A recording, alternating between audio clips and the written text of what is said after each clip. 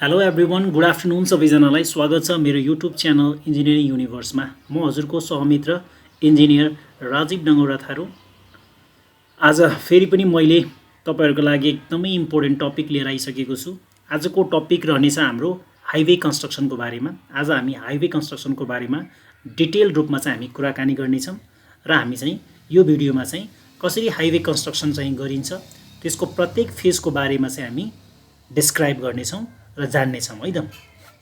र साथसाथै हामीले चाहिँ हाइवे कन्स्ट्रक्सनको बिल अफ क्वान्टिटी जुन हाम्रो बिओक्यू हुन्छ, जसको आधार जसलाई हामीले रिफरेन्स मानेर चाहिँ हामी साइटमा आफ्नो कन्स्ट्रक्सन वर्कलाई कन्टिन्यू गर्छौँ हैन, त्यो हामी चाहिँ आज पढ्न सिक्छौँ। त्यो पढ्न पनि सिक्छौँ हामी आज, लर्निङ पनि यानि कि लर्निङ पनि गर्छौँ र साथसाथै हामी त्यसको बिओक्यूको प्रत्येक कुराहरू चाहिँ हाम्रो हैन ओभरअल थिङ्सहरू चाहिँ हामी कसरी बनेको हुन्छ, कस्तो फर्म्याट हुन्छ हैन, कुन आइटमहरू हुन्छ, कसरी डिस्क्राइब गरेको हुन्छ, त्यो सबै बारेमा चाहिँ आज डिटेल हामीले बिओक्यूको पनि के गर्छौँ त हामी चर्चा पनि गर्छौँ यस भिडियोमा है त। त्यही भएर एकदमै जति पनि हाम्रो फ्रेसर इन्जिनियर साथीहरू हुनुहुन्छ, सब इन्जिनियर साथीहरू हुनुहुन्छ, उहाँहरूको लागि एकदमै इफेक्टिभ हुनसक्छ यो भिडियो। एकदमै ध्यान दिएर हेर्नु होला, मजाले हेर्नु होला। केही डाउटहरू छ भने, केही कुराहरू र केही टपिकहरूमा तपाईले अझै जान्न मन छ भने मलाई कमेन्ट बक्समा डेफिनेटली तपाईले जानकारी गराउनु होला। I will make the video on that topic. Okay है त। ल आज हामी चाहिँ हाइवे कन्स्ट्रक्सनको बारेमा अब कुरा गर्छौँ। तपाईँ सबैजनालाई थाहा छ हाइवे कन्स्ट्रक्सनमा हामी के गर्छौँ। जसलाई थाहा छैन, जुन साथीहरूलाई थाहा छैन, आज उहाँहरूले चाहिँ मजाले सिक्नुहुन्छ। र मेन कुरा म चाहिँ के भनिदिन्छु भन्दाखेरि चाहिँ जस्तै फ्रेसर इन्जिनियर हैन, सब इन्जिनियर साथीहरू चाहिँ धेरैजनालाई के छ भन्दाखेरि चाहिँ काम चाहिँ खोजिराख्नु भयो हुन्छ है। हामीलाई चाहिँ काम चाहियो भन्नुहुन्छ, तर काम चाहिँ फ्रेसर भएको कारणले गर्दा केही नहुने। तर अहिले अब तपाईको सोशल मिडियाको जमानामा, एआईको जमानामा त्यति गाह्रो छैन है। युट्युबको जमानामा त्यति गाह्रो चाहिँ छैन। काम घरमै बसेर पनि सिक्न सकिन्छ। त्यति हाम्रो इन्जिनियरिङ, हाम्रो प्रोफेसनल जुन लाइन छ नि, त्यो त्यति गाह्रो पनि छैन। अलिकति सफ्टवेयरहरू सिक्नलाई मात्रै गाह्रो हो, नत्र कामहरू सिक्नलाई त्यति चाहिँ गाह्रो छैन। तपाईले युट्युबहरुमा मजाले भिडियोहरू हैन, तपाईले मेरै भिडियो मात्रै भन्दैन, जसको भिडियो तपाईहरुले जुन युट्युबरहरुको हैन तपाईले मन पर्छ, जुन भिडियोहरू तपाईलाई एकदमै राम्रो लाग्छ, त्यो भिडियोहरू मजाले हेर्नुस् हैन। त्यहाँबाट नोटहरू बनाउनुस्, त्यहाँबाट टर्महरू लेख्नुस्, इन्जिनियरिङ टर्महरू के युज भएको छ, कुन टर्महरू युज भएको छ, कि कसरी के रहेको छ त्यसको परिवेशहरू, त्यो बुझेर मजाले नोट बनाएर अनि साइटमा जानुस्, मजाले काम गराउन सक्नुहुन्छ है त। त्यही भएर मैले चाहिँ आफ्नो एक्सपिरियन्सको आधारमा बनेको। हुन त मैले पनि जिरो फेजबाटै स्टार्ट गरेको, but I will definitely say that अहिले चाहिँ त्यति गाह्रो चाहिँ छैन है।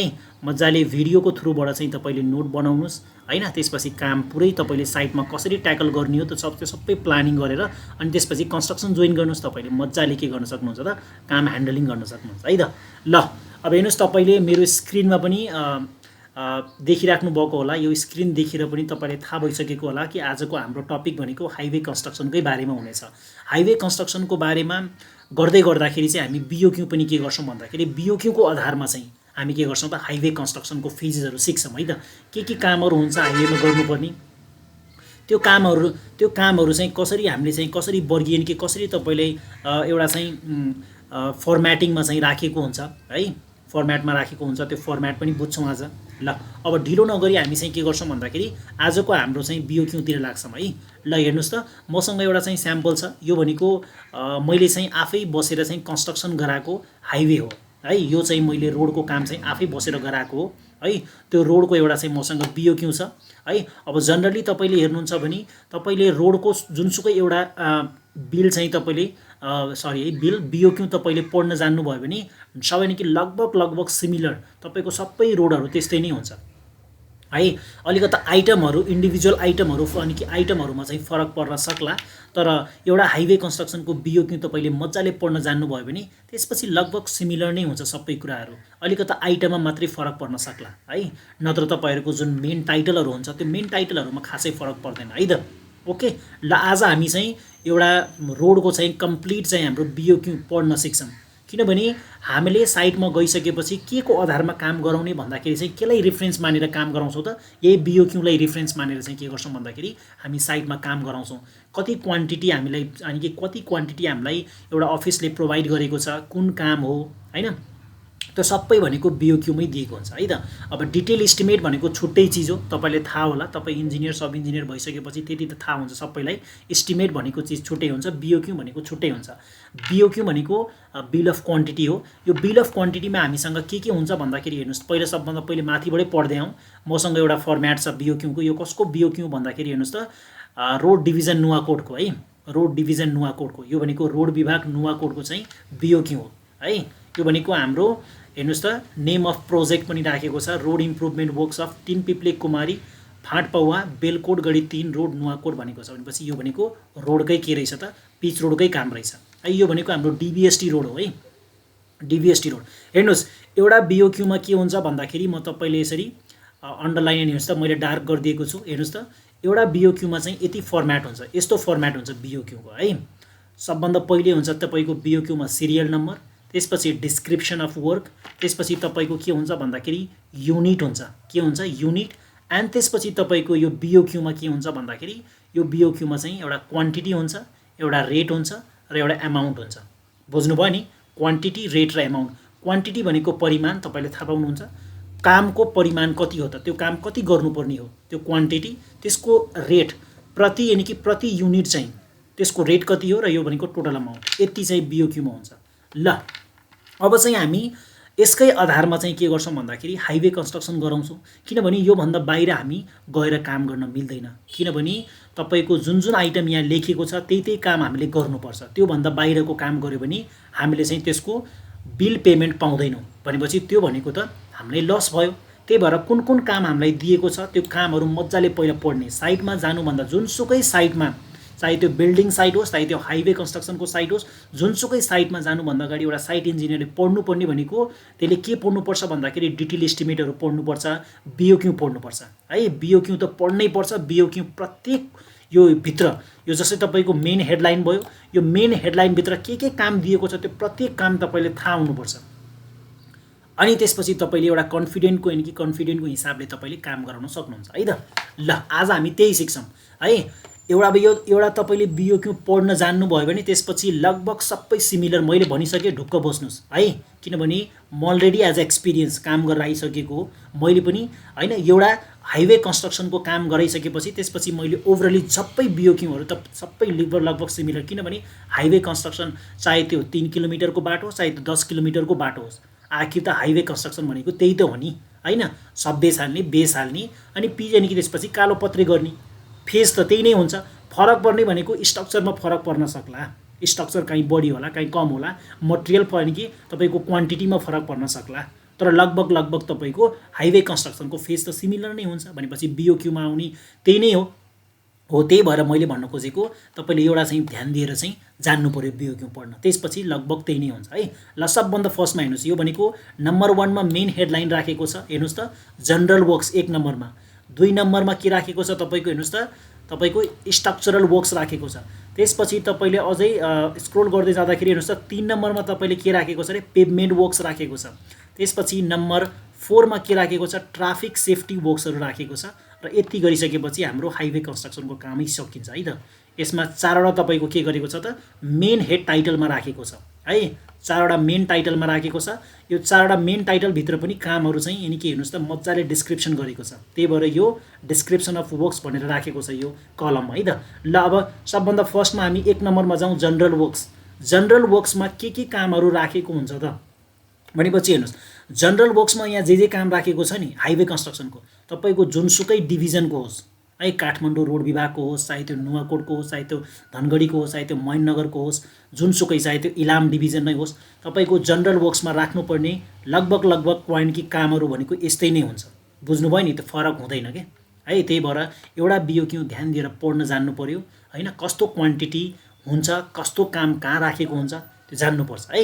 भनेपछि हेर्नुहोस्, जनरल वर्क्सको 1.1मा के राखेको छ भन्दाखेरि insurance for loss of or damages to works, plant, material, equipment, property, and personal injury or death, and third party as per contract data, including mobilization, demobilization expenses for manpower, equipment, and performance bond commission, including extension of bond guarantee, bank guarantees, insurance policy, etc. all complete as per the requirement of contract भन्छ।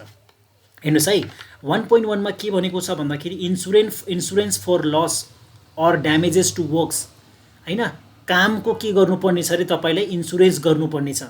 कामको यानि के गर्नुपर्छ भन्दाखेरि जुन तपाईले रोडमा काम गर्नुहुन्छ त्यो प्रत्येक कामको तपाईले इन्सुरेन्स गर्नुपर्ने छ भन्छ। प्लान्ट भनेको तपाईले पिच रोड गर्दाखेरि तपाईले विभिन्न किसिमको प्लान्टहरु चाहिएला नि त हैन, बिटुमिन बनाउनको लागि अथवा अरु चीज बनाउनको लागि त्यो प्लान्टहरुको पनि त्यो मेसिनहरु बाइ चान्स के भइहाल्यो भने सर्ट सर्किटिङ भएर आग लागि भएर हैन त्यो क्षति भयो भने त्यसले यानि कि त्यसको कोले बिहोर्ने त हो। त्यही भएर त्यो सबै कुराको के गर्नुपर्छ इन्सुरेन्स गर्नुपर्छ। मटेरियलको जे मटेरियलहरु तपाई युज भइराछ, इक्विपमेन्टहरुको सामानहरु सामग्रीहरु प्रपर्टीहरुको के छ त त्यहाँ युज हुने त्यो सबै भनेपछि एउटा कुरा के बुझ्नु पर्यो भनेपछि 1.1 मा भन्न खोजेको यो इन्सुरेन्स देख्ने बित्तिकै के बुझ्नु पर्यो भन्दाखेरि हामीले हाइवे कन्स्ट्रक्सन गर्दाखेरि जति कामहरु हुन्छ, जति सामानहरु हुन्छ, जति हाम्रो प्रपर्टी सम्पत्तिहरु हुन्छ त्यहाँ युज हुने सामग्रीहरु त्यो सबै चीजको हामीले इन्सुरेन्स गर्नुपर्ने रहेछ एक नम्बरमा। बुझ्नुभयो नि है। यो 1.1 मा तपाईले के बुझ्नु पर्यो भन्दाखेरि इन्सुरेन्स भन्ने बित्तिकै सबै कामको इन्सुरेन्स गर्नु पर्यो। किनभने भोलिको दिनमा बाइ चान्स तपाईले गाडीमा तपाईको गाडीहरु चल्दा हिट भएर गाडीमा आग लागि भयो, गाडी जल्यो भने त्यसको क्षतिपूर्ति कसले बिहोर्ने? कम्पनीले त लस हुन्छ नि त। तपाईले इन्सुरेन्स गर्नुभयो भने त्यो नि के हुन्छ भन्दाखेरि त्यसको तपाईले इन्सुरेन्स पाउनुहुन्छ भनेपछि तपाईले कामको पनि इन्सुरेन्स, जस्तै तपाईले मेसनरी वाल बनाउनु भयो, एउटा पहाडको बाटो थियो, तपाईले एउटा ठूलो प्लम वाल बनाउनु भयो रे, त्यो प्लम वालमा तपाईले 1 करोड पैसा लगाउनु भएको छ हैन। किनभने प्लम वाल तपाईको अब धेरै लामो बाटो छ, मानौ तपाईको 50 किलोमिटर हैन अथवा 150 किलोमिटर 500 किलोमिटरको तपाईले बाटो बनाउनु भयो, त्यसमा प्लम वाल मात्रै बनाउनु भएको छ, तपाईले प्लम वाल मात्रै बनाउनु भएको छ 500 किलोमिटर लामो भनेपछि तपाईको करोड भन्दा बढी जान्छ नि त तपाईको budget.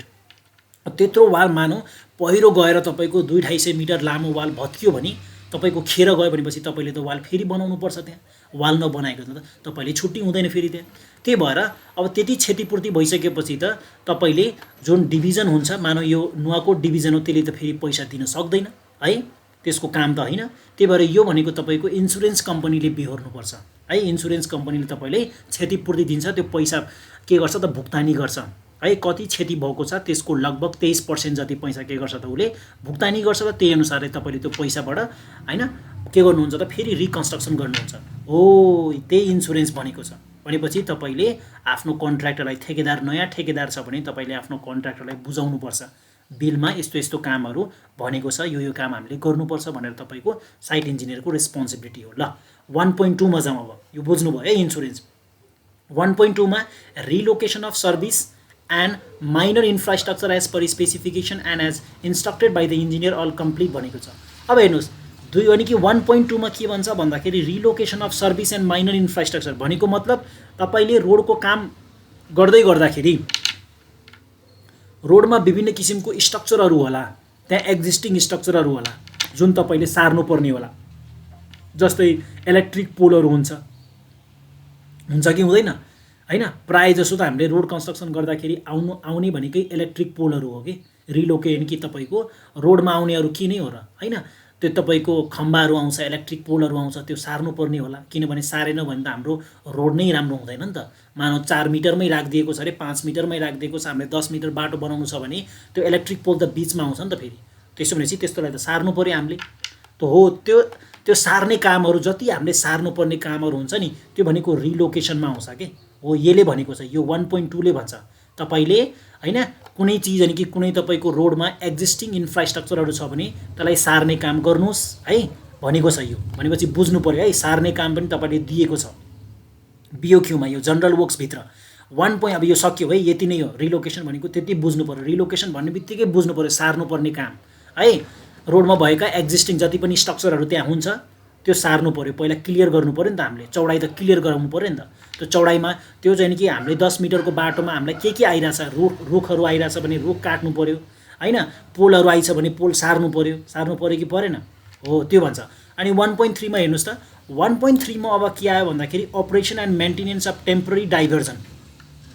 Of road and bridge हैन रोड एन्ड ब्रिज अब to keep the road serviceable throughout the contracted as per specification and instructions of engineer. अब हेर्नुहोस् operation and maintenance of temporary diversion of road slash bridge भन्छ। यसको मतलब के भन्न खोजेको भन्दाखेरि तपाईँले हाइवे कन्स्ट्रक्सन रोड बनाउँदाखेरि पनि तपाईँको लामो पिरियड हुन्छ नि त। तपाईँले किनभने रोड बनाउँदाखेरि चाहिँ एकै सालमा त हामीले पिच रोड गर्न सक्दैनौँ।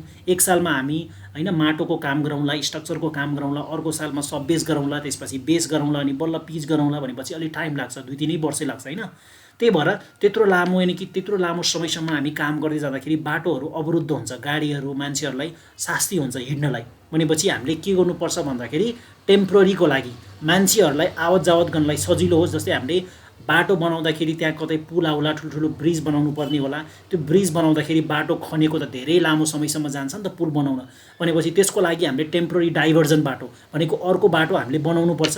हो त्यो अर्को बाटो टेम्पोररी डाइभर्जन भनेको त्यही नै हो। हामीले अर्को बाटो बनाउनु पर्यो ताकि मान्छेहरूलाई हिँडडुल गर्न सजिलो होस्। हो त्यो काम भनेको है यो चाहिँ। बुझ्नुभयो कि भएन? भनेपछि टेम्पोररी डाइभर्जन कि गर्नुपर्ने काम यदि छ भने तपाईँले गर्नु पर्यो, किनभने यहाँ बिओक्यूमा दिइदिएकै छ है। हो जे काम दिएको हुन्छ त्यो काम तपाईँले त्यहाँ खोज्ने साइडमा छ कि छैन हामीले गर्नुपर्ने छ भने गर्ने, छैन भने त केही फरक परेन, तर काम चाहिँ दिएको छ है। तपाईँलाई थाहा चाहिँ हुनु पर्यो। भनेपछि टेम्पोररी डाइभर्जनको काम पनि दिएको छ। सकेसम्म हामीलाई पर्छ है यो कामहरू। टेम्पोररी डाइभर्जन गर्नुपर्ने धेरै ठाउँमा आउँछ। बुझ्नुभयो नि? ल अब यो पहिलो पार्ट चाहिँ हाम्रो जनरल वर्क्सको हाम्रो 3टा कामहरू हामीलाई के गरेको थियो भन्दाखेरि क्याटेगोराइज गरेको थियो, हामीले पढेर सकायौँ है। यो बुझ्नुभयो होला। पहिलो 1.1 मा इन्सुरेन्स थियो, दोस्रोमा रिलोकेसन थियो, तेस्रोमा हाम्रो operation and maintenance of temporary डाइभर्जनको काम थियो। बुझ्नुभयो है? जनरल वर्क्समा यति नै थियो, ठिक छ नि हैन? ल यति भइसकेपछि अब हामी जान्छौँ 2 नम्बरमा। 2 नम्बरमा हाम्रो के रहेछ भन्दाखेरि 2 नम्बरमा हाम्रो 2 नम्बर हेडलाइनमा स्ट्रक्चरल वर्क्स रहेछ। अब स्ट्रक्चर भन्ने बित्तिकै तपाईँ बुझ्नुहुन्छ है, स्ट्रक्चर बनाउने काम है। अब स्ट्रक्चर बनाउने काममा यहाँ चाहिँ विभिन्न कामहरू दिएको छ। ल पढौँ है त। स्ट्रक्चरल वर्कको तपाईँको 2 नम्बर हेडलाइनमा दिएको स्ट्रक्चरल वर्क्स, यसको सब हेडलाइनमा 2.1 मा हामीलाई के काम दिएको छ त हेरौँ। अब के काम छ है, ध्यान दिएर हेर्नु पर्यो है त। ल 2.1 मा roadway excavations in all types of soil by mechanical means as per drawing and technical specification including removal of stumps and other deleterious matter all lifts and lead as per drawing and instructions of the engineer भन्छ।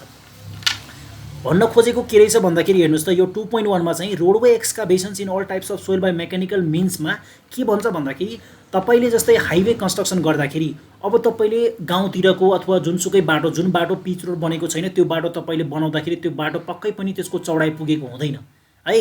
त्यो बाटो त तपाईँको साँघुरो नै हुन्छ। भनेपछि तपाईँले पहिला त बाटोको चौडाइ पुगाउनु पर्यो। अब पहाडको बाटो हो भने तपाईँले कटिङ गर्नुपर्छ हैन। धेरै नि कि तपाईँले 4 मिटरको बाटो छ, 5 मिटरको एक्जिस्टिङ बाटो छ भने त्यसलाई 10 मिटर पुगाउनको लागि तपाईँले 6 मिटर, 5 मिटर, 7 मिटरसम्म पनि कटिङ गर्नुपर्ने अवस्था आउन सक्छ पहाडको बाटो हो भने है। तराईतिरको बाटो हो भने तराईतिर त कटिङ गर्नु पर्दैन। तराईको बाटोमा चाहिँ हामीले हैन इम्बेङ्कमेन्ट गर्छौँ। भनेको मतलब हामी स्ट्रक्चर बनाउँछौँ र त्यसमा माटो फिल गरेर त्यसको चौडाइ बढाउँछौँ, त्यसरी गर्छौँ। भनेपछि पहाडको बाटो हो भने कटिङ गर्नुपर्छ नि त।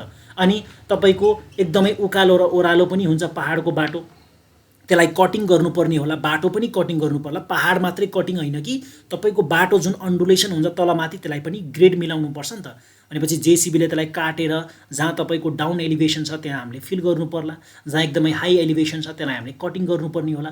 हो यो जुन हामीले माटोको जुन यो काम गरिरहेछौँ, चाहिँ काहीँ कटिङ गर्नुपर्ने, काहीँ भर्नुपर्ने, काहीँ फिलिङ गर्नुपर्ने, यो सबै भनेको केमा आउँछ भन्दाखेरि यो 2.1 roadway excavations in all types of सोइलमा आउँछ कि आउँदैन? हो यो बुझ्नु पर्यो है। कुन काम चाहिँ यानि कि यसले चाहिँ कस्तो खालको काम चाहिँ यसले भन्न खोजेको हो 2.1 ले भनेर बुझ्नु पर्यो। अनि पो साइडमा त्यही अनुसारको काम तपाईँले गराउनु पर्यो नि त। अनि त्यही अनुसारको काम गराउँदाखेरि तपाईँले नापेर टक्क फिटाले नापेर त्यो तपाईँको आफ्नो साइड बुकमा हैन, तपाईँको जुन तपाईँले साइडमा राख्ने जुन बुक राख्नुहुन्छ त्यो बुकमा मजाले मेजरमेन्ट राख्नु पर्यो। अनि पो बिल बनाउँदाखेरि तपाईँले क्लेम गर्नु पर्यो नि त। हामीले माटो यति कटिङ गऱ्यौँ, यस्तो खालको फिलिङ गऱ्यौँ हैन, अनि पो तपाईँले पैसा भुक्तानी पाउनुहुन्छ त, अनि पो कन्ट्र्याक्टरलाई फाइदा होला है। त्यही भएर एउटा साइट इन्जिनियरले यो बिओक्यू चाहिँ तपाईँले जान्नै पर्छ। बुझ्नुभयो नि? यो roadway excavations in all types of soil भनेको तपाईँको रोडको चौडाइ बढाउँदाखेरि तपाईँले जुन पहाड कटिङ गर्नुपर्ने आउँछ, हो त्यो कटिङ गरेन कि कटिङ गर्दाखेरि हामीले जुन अर्थवर्क गर्छौँ, जुन माटोको काम गर्छौँ, त्यो काम भनेको यसमा आउँछ। साथसाथै तपाईँको बाटो पनि तलमाथि हुन्छ, अन्डुलेसन हुन्छ, त्यसलाई कटिङ फिलिङ गर्नुपर्ने होला, त्यो पनि यसैमा आउँछ। बुझ्नुभयो नि। अब जान्छौँ हामी 2.2मा। 2.2मा के हुन्छ भन्दाखेरि हेर्नुहोस्, र साथसाथै मैले कि सकेसम्म यतातिर भन्नु पर्दैन होला सायद। हेर्नुहोस् त यहाँ युनिट दिएको छ क्युबिक मिटरमा। यो जुन हामी माटोको काम गर्छौँ नि, यो माटोको काम भनेको तपाईँको कुन युनिटमा गर्छौँ भन्दाखेरि क्युबिक मिटरमा तपाईँले मेजरमेन्ट गरेर राख्नुपर्ने छ, भनेको लम्बाइ चौडाइ र उचाइ नाप्नुपर्ने छ, थाहा पाउनु पऱ्यो है क्युबिक मिटरमा। अनि यहाँ चाहिँ तपाईँको टोटल क्वान्टिटी दिएको छ 32,197.50 भनेको छ। यो भनेको टोटल घन मिटर भनेको तपाईँको 32,197.5 घन मिटर तपाईँले के गर्नुपर्ने छ त, कटिङ गर्नुपर्ने छ, काहीँ फिलिङ गर्नुपर्ने होला भनेको बाटोमा। टोटल एस्टिमेटले त्यही बताउँछ बिओक्यूमा। र तपाईँको प्रति घन मिटरको पैसा कति हो भन्दाखेरि 70 रुपियाँ भन्छ, र टोटल अमाउन्ट गर्दाखेरि यो र यो मल्टिप्लाई गरेर के आएको, यो टोटल अमाउन्ट आएको हो। भनेपछि यो 1 नम्बरमा बुझ्नुभयो है। मैले यता भन्नु पर्दैन होला, किनभने यहाँ चाहिँ तपाईँको टोटल क्वान्टिटी दिएको हो, रेट दिएको र टोटल अमाउन्ट मात्रै दिएको है। हामीले मेन कुरा भनेको यो डिस्क्रिप्सन अफ वर्क पढ्न चाहिँ जान्नु पर्यो। ल अब 2.2मा जान्छौँ हामी। ओके, 2.2मा हामीलाई अर्थवर्क, र फेरि यहाँ पनि अर्थवर्क आयो है, त्यही भएर थाहा पाउनुपर्छ यो रोडवे एक्सकाभेसन भनेको फरक खालको हो। रोडको चौडाइ बढाउँदाखेरि रोड साइडतिर हामीले कटिङ गर्नुपर्छ, त्यही भएर यो रोडवे एक्सकाभेसन भनेको हो। अनि यो चाहिँ earthwork in excavation of foundation of structure भन्छ। हेर्नुहोस् त कति क्लियरली भनिदिएको छ। तपाईँले अब रोडमा तपाईँले विभिन्न किसिमको रिटेनिङ वालहरू, स्ट्रक्चरहरू बनाउनु पर्ने होला नि त। तपाईँले जाली कि ग्याबिन बक्सेसहरू राख्नुपर्ने होला भनेको जाली राख्नुपर्ने होला, तपाईँले मेसनरी वाल बनाउनु पर्ने होला, प्लम वाल बनाउनु पर्ने होला, जालीको काम गर्नुपर्ने होला हैन। भनेपछि त्यो हामीले स्ट्रक्चर बनाउँदाखेरि प्रत्येक स्ट्रक्चरको लागि हामी फाउन्डेसन हामीले खन्नुपर्छ कि पर्दैन? हामीले जेसीबीले फाउन्डेसन खन्नुपर्छ हो। त्यो काम हामीले माटोको जुन काम गर्छौँ त्यो काम भनेको कसले बताउँछ भन्दाखेरि यसले बताउँछ क्या है। भनेपछि तपाईँले स्ट्रक्चरको लागि कति फाउन्डेसन, कति अर्थवर्क गर्नुपर्ने छ, टोटल क्वान्टिटी यहाँ दिएको छ। हेर्नुहोस् त 5621.15 घन मिटर है यो क्वान्टिटी। योभन्दा क्वान्टिटी बढी तपाईँले काम गर्नु परेन है। तपाईँले योभन्दा बढी चाहिँ काम के गर्नुपर्छ, साइडमा तपाईँले एक्सिड गर्नु भएन, किनभने योभन्दा बढी क्वान्टिटी तपाईँले पेमेन्ट यानि कि पेमेन्ट पाउनु हुँदैन। त्यही भएर तपाईँले थाहा चाहिँ हुनुपर्छ मलाई कुन कामको कति क्वान्टिटी दिएको छ, त्यो भित्रै तपाईँले के गर्नुपर्छ त, काम गर्नुपर्छ। अब तपाईँले मानौ तपाईँले थाहा भएन, बिओक्यू पढ्न आएन र तपाईँले स्ट्रक्चरको लागि फाउन्डेसन तपाईँले यहाँ 5000 दिएको छ, तपाईँले 6000 घन मिटर खनिदिनु पऱ्यो माटो। भनेपछि त्यो 1000 घन मिटरको माटोको त पैसा तपाईँले पाउनुहुन्न। भनेपछि ठेकदारलाई घाटा भयो कि भएन? भनेपछि ठेकदारले सिधै भन्छ है बाबु त अब तपाईँले यानि कि तिमीलाई त अब कामै छैन भनेर। त्यही भएर एउटा प्रोफेसनल यानि कि साइट इन्जिनियर भइसकेपछि प्रत्येक बिओक्यूमा कुन कुन काम दिएको छ, त्यो कुन काम यानि कि कति क्वान्टिटीमा दिएको छ भनेर थाहा पाउनु चाहिँ पर्छ है। नत्र चाहिँ अहिलेको तपाईँको कम्पिटिसनको जमानामा एउटा मार्केटमा चाहिँ एउटा साइट इन्जिनियर भएर टिक्नको लागि एकदमै गाह्रो छ। अन्डरस्ट्यान्ड? ल हाम्रो यो चाहिँ यानि कि दुईटा दिएको छ है एक्सकाभेसनको काम। यो एक्सकाभेसन भनेको रोड साइडमा कटिङ गर्नुपर्ने, काहीँ फिलिङ गर्नुपर्ने होला, त्यो काम भनेको यसमा आउँछ। यो 2.1मा आउँछ। यसको क्वान्टिटी यहाँ दिएको छ, यसको पैसा पनि दिएको छ। कन्ट्र्याक्टरले पुछ्यो हैन, कन्ट्र्याक्टरले तपाईँले के गर्यो भन्दाखेरि सोध्यो भने हैन, तपाईँले सोध्यो मानौ यसको कति पैसा हो भनेर सोध्यो भने तपाईँले थाहा त हुनु पऱ्यो नि यो काम केमा छ, कहाँ छ भनेपछि फेरि तपाईँ पल्टाउनुहुन्छ बिओक्यू। भनेपछि हैन तपाईँले यदि राम्रोसँग पढ्नु भएको छ भने तपाईँलाई थाहा हुन्छ यो काम भनेको मेरो कुन टपिकमा होला त भनेर है। ल यो भनेको, अनि यो दोस्रो नम्बरमा हाम्रो चाहिँ स्ट्रक्चरको लागि गर्नुपर्ने अर्थवर्क, यो 2 नम्बरमा। ओके, अब 2.3मा जान्छौँ हामी। 2.3मा पनि एकदमै क्लियरली भनेको छ providing and laying of hand pack stone soling भन्छ है। अब यो भनेको सोलिङ भन्ने बित्तिकै हैन तपाईँले बुझिसक्नुभयो ढुङ्गाको सोलिङवाला काम हो भन्नुभयो। Providing and laying of hand pack stone soling with 150 to 200 mm thick stones and packing with smaller stone on prepared surface as per drawing and technical specification। अब यसमा भन्न खोजेको के रहेछ भन्दाखेरि यसमा के दिन्छ त हेर्नुहोस् त। यो हाम्रो सोलिङको काम हो, ढुङ्गाको यानि कि हामीले स्ट्रक्चरको लागि फाउन्डेसन खन्छौँ, फाउन्डेसन खनिसकेपछि ढुङ्गा सोलिङ गर्छौँ, अनि त्यसको माथि पिसिसी गर्ने त हो। अब हेर्नुहोस् ढुङ्गा सोलिङ त गर्ने हो, तर त्यो ढुङ्गा सोलिङ चाहिँ कति थिकनेसमा गर्ने हो भनेर थाहा तपाईँले बताइदिनुपर्छ लेबरहरूलाई, मिस्त्रीहरूलाई। भनेपछि यहाँ हेर्नुहोस् एकदमै क्लियरली चाहिँ बिओक्यूमा तपाईँको हैन मेन्सन गरिदिएको छ 150 देखि 200 mm थिकनेसको बिचमा हुनुपर्छ भन्छ। भनेपछि 150 देखि 200 mm भन्न खोजेको सेन्टिमिटरमा चाहिँ 15 देखि 20 सेन्टिमिटर भन्न खोजेको है। यो कुरा तपाईँले थाहा हुनु पर्यो, यो बिओक्यूमै लेखिदिएको छ है। 15 देखि 20 सेन्टिमिटरको थिकनेसमा तपाईँको के हुनु पर्यो त, सोलिङ हुनुपर्छ भन्छ।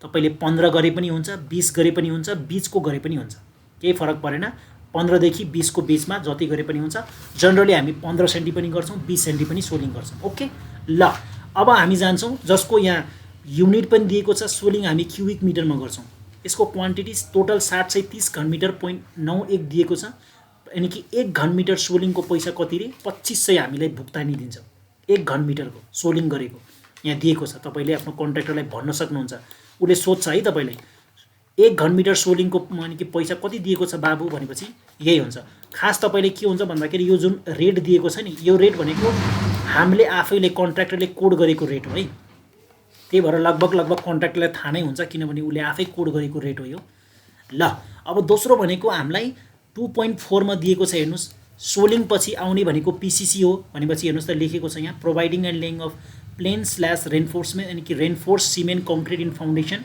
ब्र्याकेटमा लेखेको छ PCC grade M15 complete as per drawing and technical specification दिएको छ हेर्नुस् त यो भनेको हाम्रो 2.4 मा सोलिङ पछि हाम्रो पीसीसी नै आउने हो सबैमा अब पीसीसी भनेको कुन ग्रेडको दिएको छ M15 दिएको छ M15 भनेको कतिको मसला हुनुपर्छ कतिको रेशियो रे M15 भनेको 1:2:4 भनेको 1 2 4 को मसला हैन एक ब्याग सिमेन्टमा 2 ब्याग तपाईको के हुनु पर्यो रे बालुवा र 4 भने कि 4 ब्याग के हुनु पर्यो रे तपाईको गिटी हुनु पर्यो भन्छ हैन 1:4 भनेको त्यही हैन 1:4 भनेको त्यही हो अब हेर्नुस् यहाँ चाहिँ तपाईको ग्रेड त दिएको छ कङ्क्रिटको ग्रेड हैन तपाईले जुन ढलान गर्नुहुन्छ पीसीसी गर्नुहुन्छ त्यो पीसीसी ढलानको चाहिँ मसलाको ग्रेड M15 दिएको छ तर तपाईको यहाँ थिकनेस मेन्सन गरेको छैन भनेपछि पीसीसी को स्ट्यान्डर्ड थिकनेस भनेको लगभग हामीले चाहिँ स्ट्रक्चरको लागि हामीले गर्ने भनेको तपाईको 10 देखि 15 सेन्टी है तपाईले चाहिँ के यानी कि के थाहा हुनु पर्यो भने कि लगभग चाहिँ हाम्रो पीसीसी भनेको 10 देखि 15 सेन्टी चाहिँ लिन्छौं 10 सेन्टी देखि 15 सेन्टी चाहिँ हामी लिन्छौं है त यति चाहिँ ख्याल गर्नु पर्यो है त हाम्रो यहाँ पनि 10 सेन्टी नै रहेछ है यो चाहिँ हाम्रो डिटेल एस्टिमेटमा देखिएको छ यहाँ चाहिँ मेन्सन गरेको छैन तर नर्मली चाहिँ थाहा पाउनु पर्यो कि पीसीसी भनेको तपाईको स्ट्रक्चरको लागि 10 सेन्टी देखि 15 सेन्टीको बीचमा हुन्छ ल अब हामी जान्छौं 2.5 मा 2.5 मा हाम्रो के रहेको छ भन्दाखेरि providing and laying random rubble stone masonry work in cement mortar 1:4 in structure with 1:110 mm dia as DPE pipe as V4 embedded all complete as per drawing and technical specification using concrete mixer अब हेर्नुस् यो भनेको random rubble stone masonry work भनेको नझुकिनुस् है यो भनेको masonry work नै हो स्टोन मेसनरी वर्क नै हो यो भनेको ढुङ्गाको जुन चिनाई वाल हुन्छ नि हो त्यो भनेको यही नै हो है त्यही भएर थाहा पाउनु पर्यो है कसरी लेखेको हुन्छ BOQ मा हामी चाहिँ कसरी बुझ्नु पर्यो भनेर random rubble stone masonry work भनेको ढुङ्गाको चिनाई नै हो ढुङ्गाको चिनाई वाल नै हो यहाँ चाहिँ तपाईको सिमेन्ट मोटरको रेशियो दिएको छ 1:4 यो सिमेन्ट मोटर भनेको बुझ्नुहुन्छ ढुङ्गा चिनाई गर्नको लागि मसला चाहिन्छ कि चाहिदैन बालुवा र सिमेन्टको मसला चाहिन्छ नि हो त्यसको रेशियो दिएको के 1:4 एक ब्याग सिमेन्टमा 4 ब्याग बालुवा मिसाएर मसला बनाउनुस् र त्यो मसलाले चाहिँ ढुङ्गाको चिनाई गर्नुस् भनेको छ है यहाँ र साथसाथै के पनि भनेको छ रे विथ 110 mm भनेको 11 सेन्टिमिटर डाया चाहिँ एसडीपी यानी कि प्लास्टिकको पाइप हुन्छ एउटा त्यो पाइप चाहिँ हाल्नु पर्यो वालमा भने कि तपाईको होराइजन्टल 1-1 मिटरमा र भर्टिकल पनि 1-1 मिटर तर डायगोनली मिलाएर चाहिँ तपाईले के गर्नु पर्यो SDP pipe as a V4 त बुझ्नुहुन्छ नि हैन पाइपहरु हाल्नु पर्यो के हो यहाँ त्यो भनेको छ है भित्रै 2.5 मा ल अब 2.6 मा हामीलाई के भनेको छ 2.6 मा providing and laying of 125 micron polythene sheet in between sub base and rigid pavement surface ध्यान दिएर हेर्नु होला है के भन्छ भन्दाखेरि सब बेस भनेको धेरैजना फ्रेसर र सब इन्जिनियर साथीहरुलाई थाहा छैन भने म भनिदिन्छु है सब बेस भनेको के हो भन्दाखेरि चाहिँ जस्तै हाम्रो खोलामा हाम्रो नदी अथवा खोलाहरुमा जुन बालुवा मिक्स भएको जुन ढुङ्गा हुन्छ अथवा हैन गिटी यानी कि सानो सानो ढुङ्गाहरु ठुलठुलो ढुङ्गाहरु अनि बालुवा यानी कि मिक्स गरेको खोलाबाट डाइरेक्ट हामीले लिएर आयौं भने त्यसलाई हामी ग्राभल भन्छौं है खोलाबाट डाइरेक्ट हामीले के गरेर ल्यायौं रे झिकेर ल्यायौं भने हैन बालुवा मिक्स भएको सानो सानो ढुङ्गा ठुलठुलो ढुङ्गा मिक्स भएको सबै लिएर आयौं भने त्यसलाई हामी ग्राभल भन्छौं नेचुरल ग्राभल हैन अब हामी के गर्छौं भन्दाखेरि त्यो बालुवा मिक्स भएको जुन हाम्रो ग्राभल छ त्यो ग्राभल त हाम्रो कम्प्याक्ट हुँदैन नि त रोडमा हामीले ग्राभल मात्रै हाल्यो भने कसरी कम्प्याक्ट हुने हो त कम्प्याक्ट हुनको लागि त बाइन्डिङ मटेरियल चाहियो नि हैन के बाइन्ड गर्नु पर्यो हो त्यो बाइन्डिङ मटेरियलको लागि हामी ग्राभलमा माटो मिसाउँछौं के हैन त्यो माटो पनि के हुन्छ भन्दाखेरि रिक्वायर्ड क्वान्टिटीमा रिक्वायर्ड पर्सेन्टेजमा हामीले मिसाउने हो है, यत्तिकै जथाभावी मिसाउन मिल्दैन। त्यो भनेको हामीले जति मात्रामा हाम्रो माटो मिसाउनु पर्ने हो सब बेसमा त्यो माटो हामीले त्यति क्वान्टिटीमा मिसाउँछौँ। त्यसपछि ग्राभलमा हामीले माटो मिसाइसकेपछि त्यो ग्राभल चाहिँ के भन्छ अरे सब बेस भन्छ। बुझ्नुभयो नि, सब बेस भनेको फरक हो है। धेरैजनालाई ग्राभल र सब बेसमा डिफ्रेन्सै थाहा हुँदैन। धेरैजनाले के भन्छ ग्राभल भनेको नि सब बेस हो। होइन बाबु, ग्राभल र सब बेस भनेको फरक हो है। ग्राभल भनेको तपाईँको खोलाबाट तपाईँले डाइरेक्ट झिकेर ल्याउनु भयो भने जसमा बालुवा मिक्स हुन्छ, सानो सानो ढुङ्गा हुन्छ, सबै खालको ढुङ्गा हुन्छ, त्यो भनेको ग्राभल हो।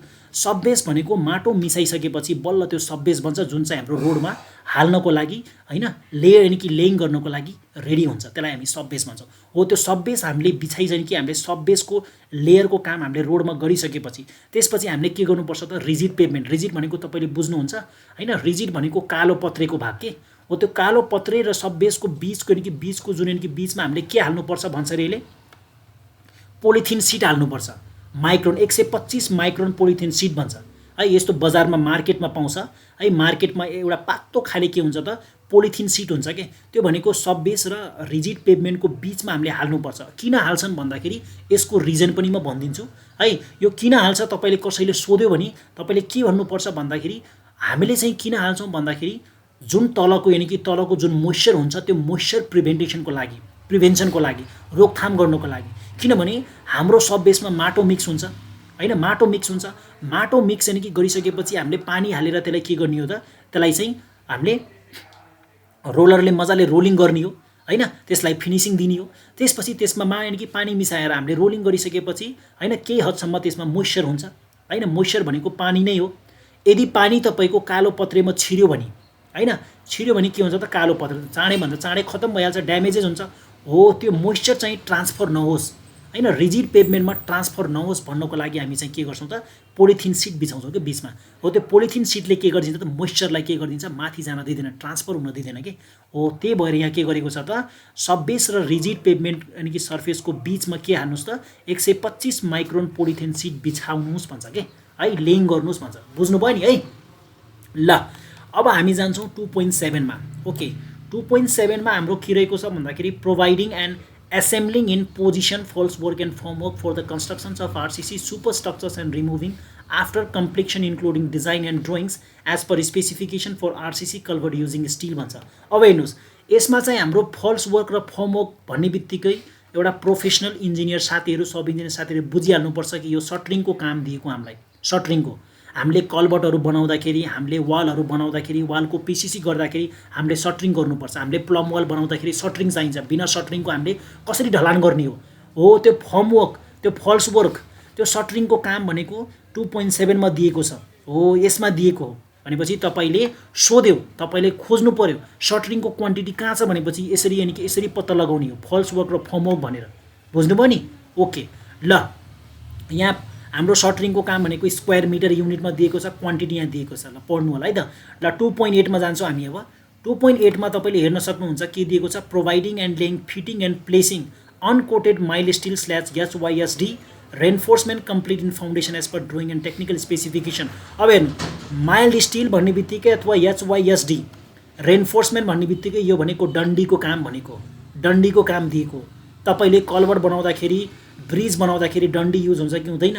तपाईँको आरसीसी वाल मानव दिएको छ भने आरसीसी वालमा पनि तपाईँको सियर वालहरूमा पनि तपाईँको डन्डी युज हुन्छ भनेपछि डन्डीको क्वान्टिटी कहाँ दिएको छ बिओक्यूमा खोज्नु पऱ्यो भने हेर्नुहोस् यसरी हामीले पाउने हो mild still slash HYSD reinforcement भन्ने बित्तिकै यो डन्डीको चाहिँ के गरेको भन्दाखेरि डिस्क्रिप्सन गरेको हो भनेर बुझ्नु पऱ्यो तपाईँले। यहाँ हेर्नुहोस् म्याट्रिक टनमा दिन्छ जहिले पनि डन्डीको तपाईँको युनिट म्याट्रिक टनमा हुन्छ। यहाँ 5.490 म्याट्रिक टन भन्छ है तपाईँको डन्डी दिएको छ यहाँ। यसरी तपाईँले क्वान्टिटी पनि हेर्नुहुन्छ। अब यही क्वान्टिटी भित्रै तपाईँले काम गराउनु पर्यो। बुझ्नुभयो कि भएन। ल अब 2.9मा जान्छौँ हामी। 2.9मा के भनेको छ भन्दाखेरि हेर्नुहोस् providing and laying and fixing of tar felt sheet on abutment cap all complete as per drawing and technical specification भन्छ। अब हेर्नुहोस् providing and laying fixing of tar felt sheet भन्छ। टारफेल सिट भनेको बुझ्नुहुन्छ टारफेल सिट भनेको के भन्छ भन्दाखेरि चाहिँ होइन एब्युटमेन्ट क्यापमा जुन हाम्रो जस्तै हामीले कल्भर्ट बनाउँदाखेरि जुन हाम्रो एब्युटमेन्ट वाल हुन्छ नि त्यो एब्युटमेन्ट वालको माथि चाहिँ एउटा टारफेल सिट बिछाउनु भन्छ कि यो भनेको पनि एक किसिमको चाहिँ के हो भन्दाखेरि चाहिँ होइन ब्ल्याक कलरको अथवा कालो कलरको चाहिँ के हुन्छ भन्दाखेरि चाहिँ सिड जस्तै हुन्छ। त्यो सिड पनि हामीले त्यो के गर्नको लागि बिछाउँछौँ भन्दाखेरि त्यही मोइस्चरकै लागि, मोइस्चर प्रिभेन्सनकै लागि बिछाउँछौँ है त। जस्तै हामीले अघि चाहिँ एउटा 125 माइक्रोन पोलिथिन सिड बिछाएको थियौँ नि होइन, त्यस्तै खालको चाहिँ के हुन्छ भन्दाखेरि यो भनेको पनि मोइस्चर प्रिभेन्सनकै लागि चाहिँ के गर्छ, एउटा एब्युटमेन्ट क्यापमा चाहिँ हामी के गर्छौँ भन्दाखेरि होइन जुन हाम्रो कलबर्डको जुन हाम्रो एब्युटमेन्ट वाल बनाउँछौँ त्यो एब्युटमेन्ट वालमा यो टारफेल सिड बिछाउँछौँ के। बुझ्नुभयो कि भएन? टारफेल सिड भनेको लगभग ब्ल्याक कलरको हुन्छ, ब्ल्याक कलरको सिड जस्तै हुन्छ है, सिड जस्तै। त्यो सिड चाहिँ माथि बिछाउँछौँ हामी, त्यसले पनि के गर्छ भन्दाखेरि मोइस्चर प्रिभेन्सन नै गर्ने हो है। अब यो भनेर बुझ्नु पऱ्यो। अब टारफेल सिड अहिले एकछिन हामी पिक्चर पनि हेरौँला गुगलबाट यसको है। त्यति चाहिँ बुझ्नु पऱ्यो, टारफेल सिड भनेको एक प्रकारको सिड नै हो होइन, सिड नै हो जुन चाहिँ हामी एब्युटमेन्ट क्यापमा, एब्युटमेन्ट क्याप भनेको त बुझ्नुहुन्छ होइन, जुन कलबर्ड यानि कि कलबर्डको जुन हाम्रो एब्युटमेन्ट वाल हुन्छ जसको माथि हामी डेक आउने हो, डेक स्ल्याब हो त्यो, त्यसको यानि कि त्यो एब्युटमेन्ट क्यापको माथि हामी टारफेल सिड बिछाउँछौँ। ओके, त्यसको यानि कि त्यो कामको चाहिँ यहाँ के गरेको छ, डिस्क्रिप्सन गरेको छ यो भनेको है। ओके, अब दोस्रो 2.10 मा अथवा 2.10 मा जान्छौँ हामी। 2.10 मा हामीलाई के दिएको छ भन्दाखेरि providing and laying of plain reinforce cement concrete in foundation complete as per drawing and technical specification RCC grade M25/20 भनेको छ। भनेपछि तपाईँको यो के को काम हो भन्दाखेरि आरसिसी को काम हो, ढलानको डन्डी हालेर तपाईँले कङ्क्रिटिङ गर्नुपर्ने काम भनेपछि आरसिसी भन्ने बित्तिकै त बुझ्नुहुन्छ नि आरसिसी भनेको कस्तो खालको काम हो भनेर है।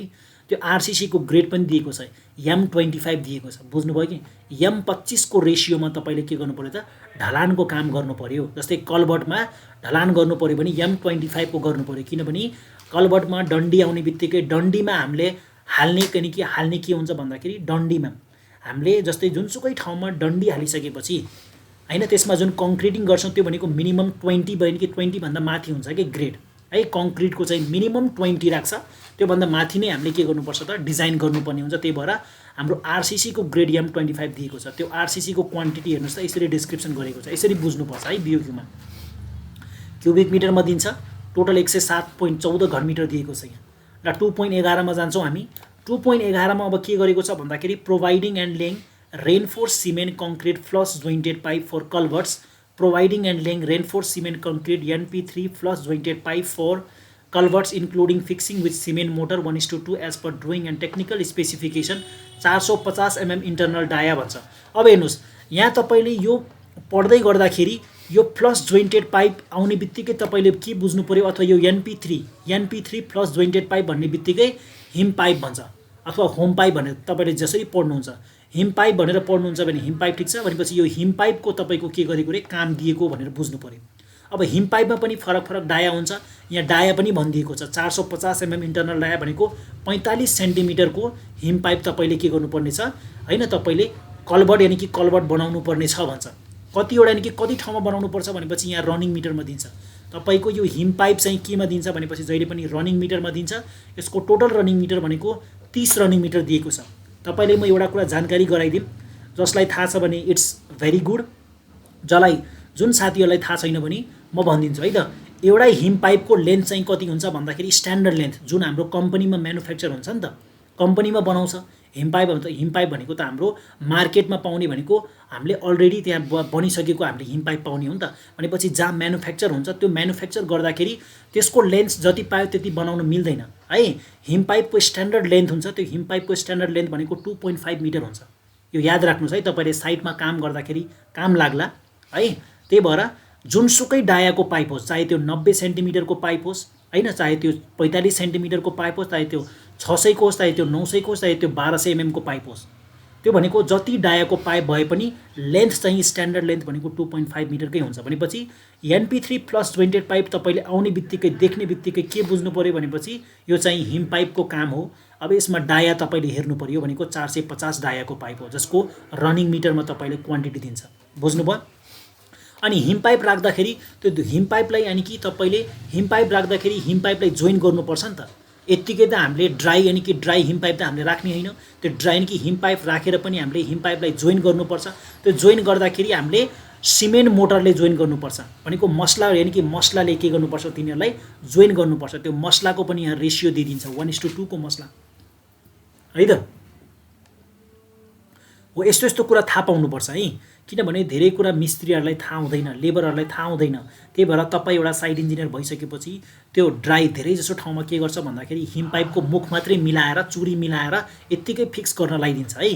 त्यसरी गर्ने होइन, त्यसरी गएन कि त्यसरी गरिँदैन। एउटा प्रोफेसनल मान्छे भइसकेपछि होइन तपाईँको चुरीहरू मिलाएर अनि त्यसपछि तपाईँले डबल हिम पाइप होइन, डबल जाने कि डबल जोइन्टेड हिम पाइप राख्दै हुनुहुन्छ भने त्यो दुई बिचको जुन ग्याप हुन्छ त्यो ग्यापमा तपाईँले मसला राख्नुपर्ने, त्यो मसलाले कनेक्ट गर्ने हो। अनि पो तपाईँको मुभमेन्ट हुँदैन नि त, नत्र तपाईँको त्यसको माथिबाट तपाईँको गाडीहरू हिँड्दाखेरि त त्यो हिम पाइपहरू मुभमेन्ट भयो भने त फेलियर हुन सक्ला है। यो कुराहरू ध्यान दिनुपर्छ। ल यो त 450 को यानि कि 450 mm डायाको चाहिँ के भयो त हिम पाइपको कामको डिस्क्रिप्सन गरेको। अब 2.12 मा जान्छौँ हामी। 2.12 मा पनि हेर्नुहोस् त, providing and laying reinforce cement concrete flush jointed pipe for culverts. यसमा पनि NP3 फ्लस जोइन्टेड पाइप भनेको छ। NP3 फ्लस जोइन्टेड पाइप भन्ने बित्तिकै तपाईँले हिम पाइपको काम भनेर बुझ्नु पर्यो। अब हिम पाइपको काम तपाईँले बुझिसकेपछि कति डायाको पाइप हो भनेपछि यहाँ तल हेर्ने, हेर्नुहोस् त यहाँ कति डायाको पाइप 900 mm इन्टरनल डाया भनेको छ। यो कति थियो रे, यो भनेको 450 mm, यो भनेको 45 सेन्टिमिटरको, यो भनेको 900 mm भनेपछि 90 सेन्टिमिटर हिम पाइपको काम क्वान्टिटी यहाँ दिएको छ। ठिक छ नि होइन। अब कतिवटा मगाउनु पर्यो भने कसरी मगाउनुहुन्छ त, मानौ तपाईँले कन्ट्र्याक्टरले सोध्यो साइटमा यो 90 यानि कि 90 mm डायाको यानि कि 90 सेन्टिमिटर डायाको हिम पाइप हो, यसको टोटल रनिङ मिटर 60 दिएको छ र 60 रनिङ मिटर दिएको छ भनेपछि अब यो 60 रनिङ मिटर मात्रै दिएको छ, यहाँ नम्बर त दिएको छैन भनेपछि तपाईँले साइटमा 90 यानि कि 90 सेन्टिमिटर डायाको हिम पाइप मगाउनु पर्यो भने कसरी निकाल्नुहुन्छ भनेपछि तपाईँले के थाहा हुनु पर्यो भन्दाखेरि एउटा हिम पाइपको लेन्थ स्ट्यान्डर्ड लेन्थ कति हुन्छ। मैले अघि नै भने एउटा स्ट्यान्डर्ड लेन्थ चाहिँ हिम पाइपको कति हुन्छ 2.5 मिटर भनेपछि 60 भागा 2.5 गऱ्यो भने जति नम्बर आउँछ त्यति नम्बर तपाईँले के गर्नु पर्यो त 90 को हिम पाइप मगाउनु पर्यो मार्केटबाट अथवा कन्ट्र्याक्टरलाई भनेर साइटमा, त्यति तपाईँले युज गर्नुपर्छ है। यसरी बुझ्ने हो, बुझ्नुभयो कि भएन। मैले के पनि भनेको छु भन्दाखेरि चाहे त्यो 450 mm डायाको हिम पाइप होस्, चाहे त्यो 900 को होस्, चाहे त्यो 1200 mm को नै होस्, तर लेन्थ चाहिँ सबैको सिमिलर हुन्छ, 2.5 मिटर नै हुन्छ। ल अब 2.13 मा जान्छौँ हामी। 2.13 मा पनि के हो त हिम पाइपकै काम हो, किनभने यहाँ हेर्नुहोस् त NP3 प्लस जोइन्टेड पाइप नै भनेको छ। त्यही भएर यो भनेको कति डाया मात्रै हेर्ने हो, फरक फरक डायाको हुन्छ। 3टा डायाको हामीलाई हिम पाइप दिएको छ, यो रोडमा हामीले हाल्नुपर्ने, हामीले क्रस ड्रेनेज स्ट्रक्चरको काम गर्नुपर्ने होला रोडमा, त्यो चाहिँ हामीले 3टा डायाको पाइप हामीले युज गर्न मिल्छ। अब यसमा 600 को दिएको छैन है, 600 mm पाइपको दिएको छैन भने 600 मगाएर काम छ त छैन नि होइन हो। त्यही भएर हामीले BOQ जान्नुपर्छ। तपाईँले कसैले सोध्यो सर 600 को पाइप 600 को हिम पाइप हामीलाई रोडमा छ कि छैन भनेपछि हामीलाई त छैन, BOQ मा त दिएकै छैन। तपाईँले 450 को ठाउँमा 600 हालिदिनु भयो भने तपाईँले त बिल यानि कि बिलको भुक्तानी नै पाउनु हुँदैन, किनभने BOQ मा दिएकै छैन हो। त्यही भएर यो BOQहरू पढ्न जान्नुपर्छ कि मजाले। ल अब लास्ट यानि कि दुईटा छ। 2.14 मा कति दिएको छ भन्दाखेरि हेर्नुहोस् त, 2.14 मा supply of machine made heavy coated hexagonal mesh type 100 mm into 120 mm gabion boxes slash mattresses of with यानी कि diaphragms with lacing wire 2.4 mm, mesh wire 3 यानी कि 3.0 mm and salvaged wire 3.9 mm. Assembling gavin boxes matrices, placing in position including stretching, forming compartments, typing with bracing wires and tie wires, tying down the lead complete and providing and filling stone slash boulder and gavin boxes slash matrices etc. including dressing, bend key, bedding, bonding and all transportation all complete as per specification. भन्ने बित्तिकै यसमा के बुझ्नु पर्यो भनेपछि supply of machines heavy coated hexagonal mesh type भन्ने बित्तिकै यसमा ग्याबिन बक्स भनेर भनिदिएकै छ है। भनेपछि यो भनेको तपाईको ग्याबिनको कामको डिस्क्रिप्सन गरेको भनेर बुझ्नु पर्यो। ग्याबिनको काम हो है यसमा, बुझ्नुभयो कि भएन। यसमा तपाईले ग्याबिनमा ढुङ्गा यानि कि बोल्डरहरू भर्दाखेरि त्यसमा तारहरूले लेसिङ गर्नुपर्ने हुन्छ, बान्नुपर्ने हुन्छ, त्यो सबै यही भित्र आउँछ है। त्यो अलगबाट आउने हैन, त्यो अलगबाट तपाईले तार यानि कि लेसिङ जुन गरेको तारहरू हुन्छ त्यो तारहरूको चाहिँ अलगबाट चाहिँ राखेको हुँदैन, यो भित्रै आउँछ सबै कुरा। बुझ्नुभयो कि भएन है। अनि ग्याबिन बक्सेस जुन जालीको काम हुन्छ त्यो जालीको काम यहाँ दिएको छ, यसरी हामीले थाहा पाउने हो। ग्याबिन बक्सेस भनेर भनिदिन्छ अथवा heavy coated hexagonal mesh type भन्ने बित्तिकै थाहा पाउनु पर्यो। र यसको क्वान्टिटी हेर्नुहोस् त क्युबिक मिटरमा टोटल 2434 घनमिटर दिएको छ जालीको काम गर्नुपर्ने। यति काम तपाईले गर्नुपर्छ। र जाली यानि कि तपाईले एउटा कुरा अझै भन्दिम म, तपाईको मार्केटमा पाउने स्ट्यान्डर्ड ग्याबिनहरू है, तपाईको कति कति पाउँछ भन्दाखेरि एउटा चाहिँ 3 1 को जाली पाउँछ, एउटा चाहिँ 1.5 1 को जाली पाउँछ र एउटा चाहिँ 3 कि 2 1 1 को जाली, यो तीनटा टाइपको चाहिँ हाम्रो जालीहरू पाउँछ। अब तपाईले अलग खालको जाली चाहियो भने तपाईले म्यानुफ्याक्चरिङ कम्पनीमा भनेर त्यो अनुसारको बनाउन पनि मिल्छ, नबनाउन मिल्ने होइन।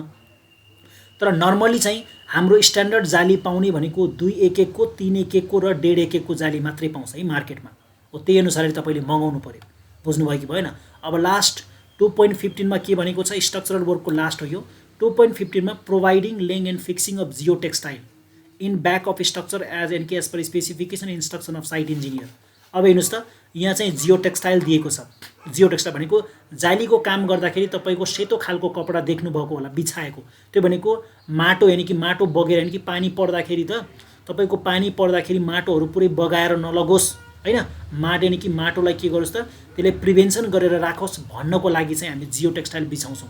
जालीको भित्रपट्टि साइडमा हामी सेतो खालको कपडा जस्तै हुन्छ है, त्यो सेतो खालको कपडा, अब पुरै कपडा जस्तो त हुँदैन तर सेतो यानी कि व्हाइट कलरको हुन्छ। अहिले हामी फिगरमा पनि हेरौँला है। त्यो जियो टेक्सटाइल भनेको सेतो खालको कपडा चाहिँ हामी ग्याबिन, तपाईले हेर्नु भएको होला जहाँ जहाँ जालीको काम गर्छ मान्छेहरूले, त्यो जालीको काम गर्दाखेरि तपाईको भित्रपट्टि साइडमा चाहिँ त्यो माटोहरू बगेर नजाओस् पानीले, किनभने जाली मात्रै राख्यो भने त जालीमा त पल हुन्छ नि त हाम्रो, त्यो माटोहरू बग्यो कि बग्दै बग्दै पखाल्दै पखाल्दै जम्मै माटो यानी कि खोलिदिन्छ कि उसले, त्यही भएर त्यो माटोहरू चाहिँ बगेर नजाओस् भन्नको लागि चाहिँ हामीले के गर्छौँ त भन्दाखेरि यो जियो टेक्सटाइल राख्छौँ है, सेतो खालको कपडा बिछाउँछौँ। ल हाम्रो दुईटा सैनिकी दुईटा हेडलाइन सकिसक्यो, हामीले जनरल वर्क्स पनि पढिसक्यौँ र 2 नम्बरको हेडलाइन स्ट्रक्चरल वर्क्स पनि पढिसक्यौँ। अब हाम्रो 3 नम्बरको हेडलाइन रहेको छ हाम्रो पेभमेन्ट वर्क्स। पेभमेन्ट वर्क्समा हाम्रो के आउँछ भन्दाखेरि हाम्रो जति पनि हाम्रो पेभमेन्टको काम हुन्छ नि, सब बेसको पिच रोडको काम, अनि कि कालो पत्रेको काम, त्यो सबै पेभमेन्ट वर्क्समा आउँछ। बुझ्नुभयो कि भएन? यो पेभमेन्ट वर्क्समा हाम्रो के आउँछ भन्दाखेरि ल पढौँ न के आउँछ। ल 3.1 मा पढिहालौँ है। 3.1 मा हेर्नुस् त, compacting original ground supporting subgrade, loosening of the ground up to a level of 500 mm below the subgrade level, water graded and compacted in layers as per drawing and technical specification भन्छ। अब हेर्नुस् यहाँ के भन्छ भन्दाखेरि यो भनेको हेर्नुस् यहाँ के दिएको छ, सब ग्रेड भनेको छ। सबभन्दा पहिलो काम भनेको पेभमेन्ट वर्क्स गर्दाखेरि सब ग्रेडलाई मिलाउनु पर्ने छ है। यो भनेको यहाँ भनिदिएको पनि छ ओरिजिनल ग्राउन्ड भनेको जुन रोडको जुन पहिलो अनि कि जुन नेचुरल ग्राउन्ड हुन्छ, जुन पहिलो कि जुन ओरिजिनल ग्राउन्ड हुन्छ, त्यो ओरिजिनल ग्राउन्डलाई के भन्छ भन्दाखेरि पहिला त हैन त्यो ओरिजिनल ग्राउन्डभन्दा लगभग 50 सेन्टिमिटर तल छ, तलसम्म त्यो रोडको तल यानी कि त्यसको टप लेयरदेखि डाउन चाहिँ के गर्नु पर्यो भन्दाखेरि 50 सेन्टिमिटर लगभग चाहिँ हामीले लुज यानी कि लुज गर्नु पर्यो। त्यसलाई लुज भनेपछि जोत्नु पर्यो भन्न खोजेको के।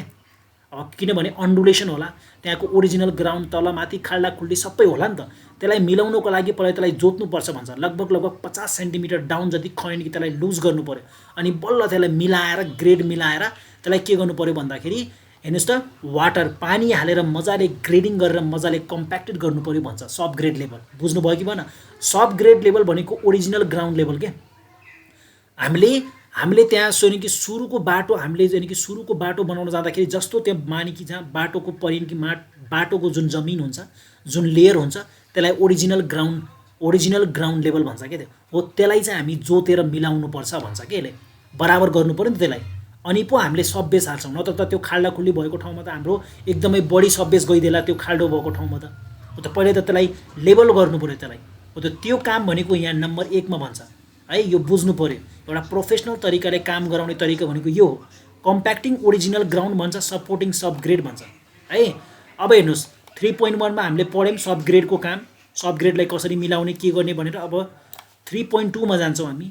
Providing and laying granular sub base on prepared surface mixing at OMC and compacting to achieve the desired density complete as per drawing and technical specification by mechanical means. अब हेर्नुहोस् यहाँ के भनेको छ भन्दाखेरि सब बेस भनिदिएको छ भनेपछि अब सब ग्रेड मिलाइसकेपछि दोस्रो काम तपाईँको के हुन्छ अरे, सब बेस हाल्ने काम हुन्छ। सब बेस भनेको मैले अघि नै भनिहालेँ, सब बेस भनेको हाम्रो ग्रेभलमा हैन डिजायर्ड क्वान्टिटीमा हामीले माटो मिसाइसकेपछि त्यो सब बेस बन्छ। त्यो सब बेसलाई के गर्नु पर्यो भन्दाखेरि अब हामीले रोडमा हाल्नु पर्यो। कति चौडाइमा हाल्नुपर्ने हो, 7 मिटर 8 मिटर, त्यो डिटेल एस्टिमेट हामीलाई दिएको हुन्छ। त्यो एस्टिमेट अनुसार हामीले सब बेस चाहिँ के गर्नु पर्यो, रोडमा लेङ गर्नु पर्यो र मजाले के गर्नु पर्यो भन्दाखेरि पानी हालेर पेल्नु पर्यो, त्यसलाई रोलिङ गर्नु पर्यो, र त्यसमा फिनिसिङ ल्याउनु पर्यो, राम्रो फिनिसिङ ल्याउनु पर्यो त्यसलाई हैन। त्यही भएर भन्छ एट मिक्सिङ एट हेर्नुहोस् त चाहिने जतिको अप्टिमम मोइस्चर कन्टेन्ट त्यसमा हामीले पानी हालेर के गर्छ भन्दाखेरि डिजायर डेन्सिटी आउने गरी त्यसलाई कम्प्याक्ट गर्नु पर्यो भन्छ के सब बेसलाई है। अब यसको हामी फिगर पनि हेरौँला, मसँग भिडियो पनि छ, म भिडियो पनि देखाउँला सब बेसको। ओके, त्यसपछि हेर्नुहोस् 3.3 मा हाम्रो के छ भन्दाखेरि क्रसर रन हेर्नुहोस् के भनेको छ। अब 3.3 मा क्रसर रन मेकाडम बेस भन्छ है। क्रसर रन मेकाडम बेस भनेको अब बेसको काम आइसक्यो, सब बेस पछि हाम्रो बेस आयो के। यो भनेको क्रसरमा कुटेको गिट्टी हुनु पर्यो भन्न खोजेको है, बेसमा चाहिँ यति चाहिँ बुझ्नुपर्छ। यहाँ क्रसर भनिदिएको छ, क्रसर रन भनेको क्रसरमा कुटेको ढुङ्गा, फुटाएको ढुङ्गा बेसमा हुनु पर्यो भनेपछि गिट्टी नै हुनु पर्यो भन्न खोजेको। Providing and laying crusher run macadam on a prepared surface, यो सब बेसको माथि लेइङ गर्नुहोस् भन्छ। स्प्रेडिङ एन्ड मिक्सिङ, त्यसलाई फैलाउनुहोस्, त्यसलाई मिलाउनुहोस्, त्यसमा पानी हाल्नुहोस् र कति थिकनेसमा चाहिने हो त्यो थिकनेसमा त्यसलाई कम्प्याक्ट गर्नुहोस् भन्छ बेस कोर्सलाई। बुझ्नुभयो कि भएन? भनेपछि यो भनेको बेसको गयो बेसको काम गर्नुपर्ने भनेको छ यसमा। अब यो सब बेसको पनि थिकनेस हुन्छ। सब बेसको हाम्रो लगभग तपाईको 15 देखि 20 सेन्टी भन्छ है। बेसको पनि लगभग 15 देखि 20 सेन्टी भन्छ। त्यो भनेको अब कति दिएको छ त्यो भनेको हाम्रो एस्टिमेटबाट थाहा हुन्छ है।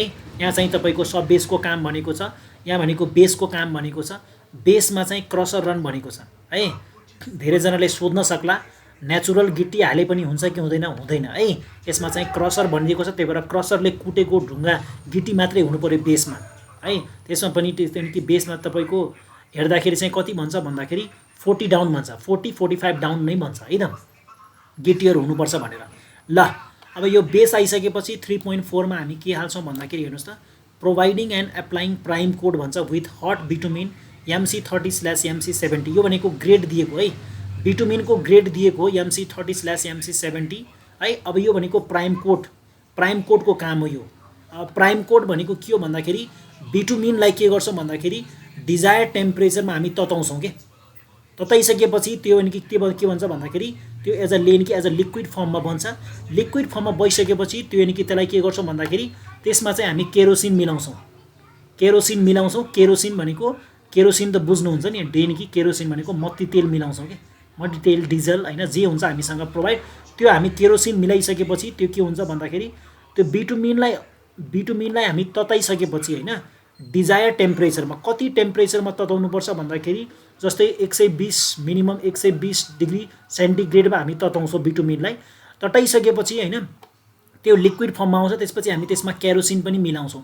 केरोसिन मिलाइसकेपछि त्यो के भन्छ अरे त्यो प्राइम कोड भन्छ। त्यो प्राइम कोडलाई हामी के गर्छौँ भन्दाखेरि बेसको माथि के गर्छौँ त स्प्रेङ गर्छौँ। बुझ्नुभयो कि भएन? त्यो कालो खालको तपाईँले हेर्नुभएको होला, बेसको माथि चाहिँ तपाईँको कालो खालको कहिले के गर्छ स्प्रेङ गर्छ। त्यो किन गर्छ भन्दाखेरि यो प्राइम कोड किन हाल्छ भन्दाखेरि यो भनेको बेस मटेरियललाई कम्प्याक्ट अझै बलियो अझै बाइन्डिङ गर्नको लागि हाल्छ क्या, बाइन्डिङ गर्नको लागि हाल्छ। र साथै बेसको जुन लेयर हुन्छ त्यो लेयरलाई ढाक्नको लागि हैन, ढाक्नको लागि ताकि त्यहाँबाट बेसबाट चाहिँ मोइस्चर ट्रान्सफर नहोस् गर्नको लागि पनि यो प्राइम कोड हामी के गर्छौँ भन्दाखेरि लेइङ गर्छौँ कि स्प्रेङ गर्छौँ। बुझ्नुभयो कि भएन? हो त्यो प्राइम कोडको क्वान्टिटी यहाँ दिएको छ भनेर बुझ्नु पर्यो। दोस्रो भनेको 3.5 मा प्राइम कोड पछि हाम्रो ट्याग कोड आउँछ है। ट्याग कोड पनि त्यही नै हो, ट्याग कोड भनेको पनि प्राइम कोड जस्तै नै हो है। बुझ्नुभयो कि भएन?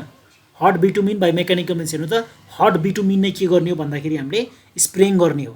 यसले के गर्छ भन्दाखेरि मोइस्चर कन्टेन्ट जुन बेसको जुन टप लेयर हुन्छ नि त्यो टप लेयरलाई के गर्छ भन्दाखेरि पुरै छोपिदिन्छ के। पुरै छोप्यो भने पुरै छोपेर हार्ड बनाइदिन्छ र पुरै कभर गरिदिन्छ। त्यसले गर्दा मोइस्चर जुन हुन्छ नि बेसमा भएको अथवा तलबाट आउने मोइस्चर त्यसलाई के गरिदिन्छ भन्दाखेरि प्रिभेन्ट रोकथाम गर्छ, जसले गर्दा कालो पत्रेमा माथिको जुन हामी वेयरिङ कोर्स हामी गर्छौँ माथि त्यसमा चाहिँ मोइस्चरलाई आउन नदिनको लागि चाहिँ के गर्छौँ त हामी प्राइम कोड ट्याग कोड चाहिँ नर्मली हाल्ने गर्छौँ है त। र यो भनेको ट्याग कोडको काम हो जसको युनिट लिटरमा दिएको हुन्छ। बुझ्नुभयो कि भएन? अब हेर्नुहोस् 3.6 मा जान्छौँ हामी। 3.6 मा providing and mixing of anti stripping agent as per design direction of engineer. हेर्नुहोस् anti stripping agent as per design and directions of engineer भन्छ।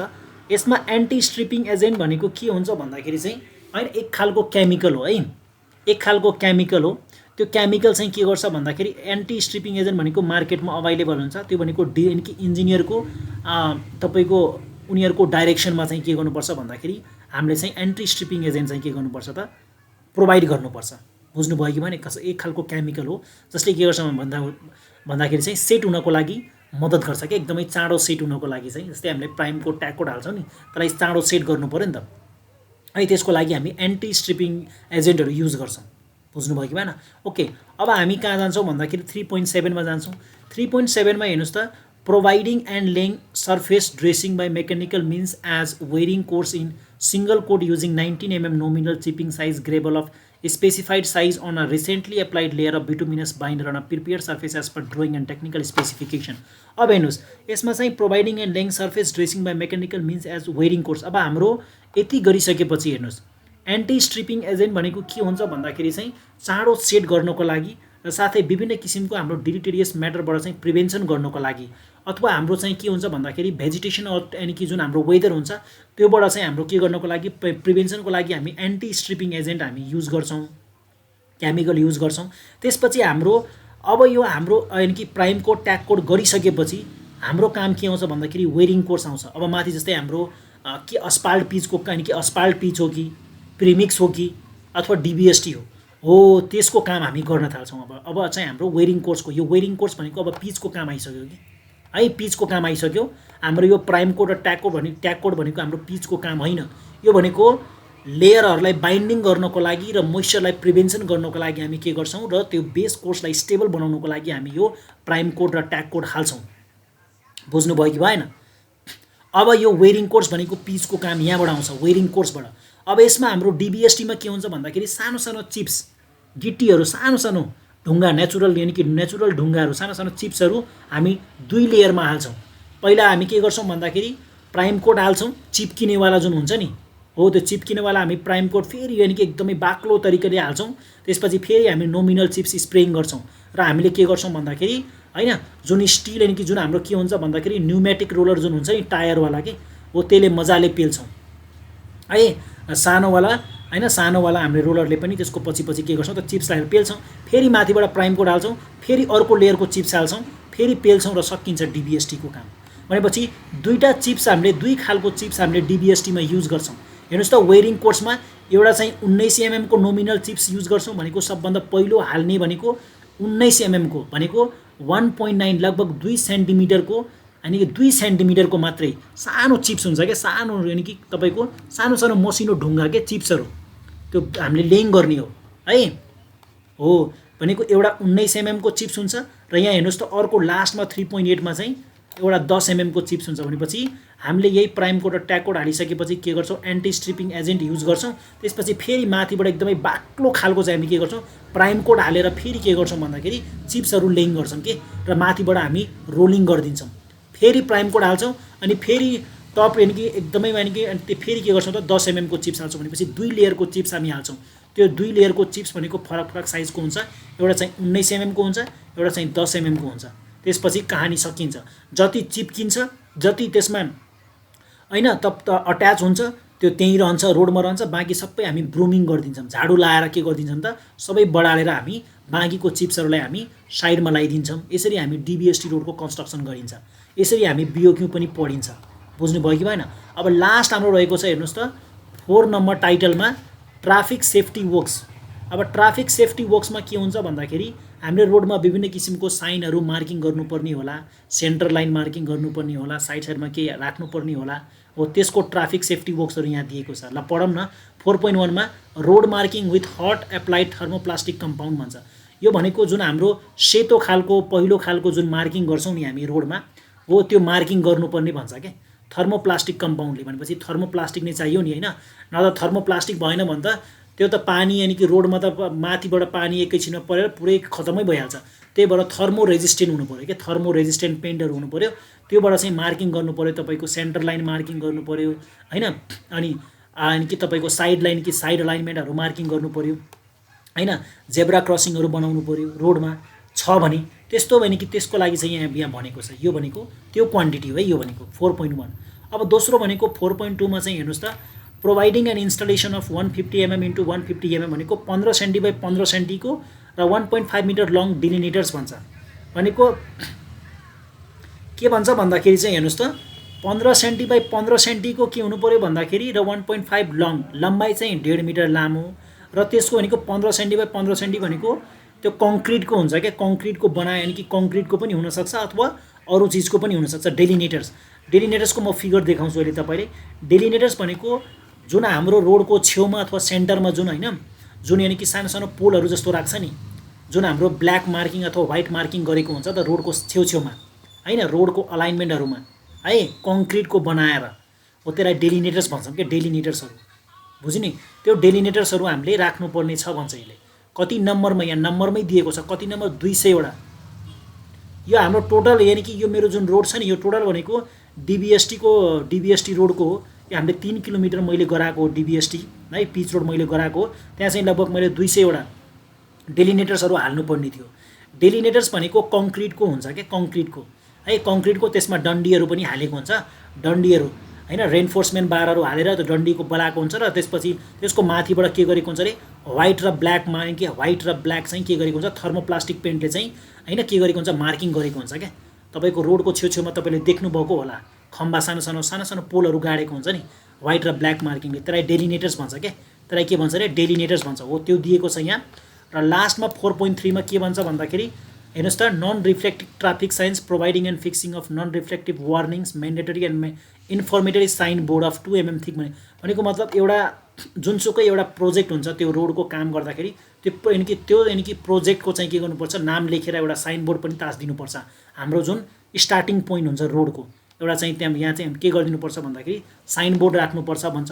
त्यो साइन बोर्डको साइज दिएको हुन्छ यहाँ है, साइन बोर्डको साइज दिएको हुन्छ, यति हुन्छ। ल अरू त्यसपछि यहाँ तलतिर छैन। यही नै हो हाम्रो कम्प्लिट के हो भन्दाखेरि चाहिँ रोडको चाहिँ बिओक्यू चाहिँ यसरी हामीले कम्प्लिट पढिन्छ र त्यसको बारेमा बुझिन्छ के हो त यो भनेको है। आई होप तपाईँ सबैजनाले बुझ्नुभयो होला। यसरी हामीले बिओक्यूको चाहिँ हामी के पढ्छौँ त, बिओक्यू पढ्छौँ। बिओक्यू यसरी हामी पढेर बुझेर अनि बल्ल हामी साइडमा काम गराउँछौँ र त्यसपछि हामीले फेज बाई फेज हामीले के गर्छौँ त, हाइवे कन्स्ट्रक्सन चाहिँ कम्प्लिट गराउँछौँ। ओके, ल यो मेरो बिओक्यू कम्प्लिट हामीले पढेर सिकिसक्यौँ। आई होप तपाईँ सबैजनाले बुझ्नुभएको होला। यदि केही डाउट लाग्यो र अथवा कुनै टपिकमा तपाईँले जान्ने इच्छा छ भने मलाई कमेन्ट बक्समा आफ्नो मेसेज छोडिदिनु होला। I will definitely make the video on that topic है। ल अब म तपाईँहरूलाई मसँग भएको के तपाईँको एभिडेन्सहरू अथवा पिक्चर्सहरू छ म तपाईँलाई देखाउँछु है त। ल तपाईँले ओके, म तपाईँलाई देखाउँछु है त।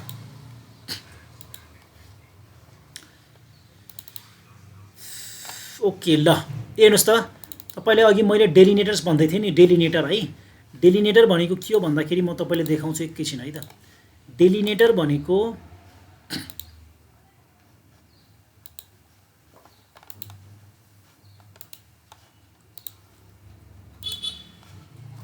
हेर्नुहोस्, रोड डेलिनेटर्सहरू कस्तो हुन्छ है।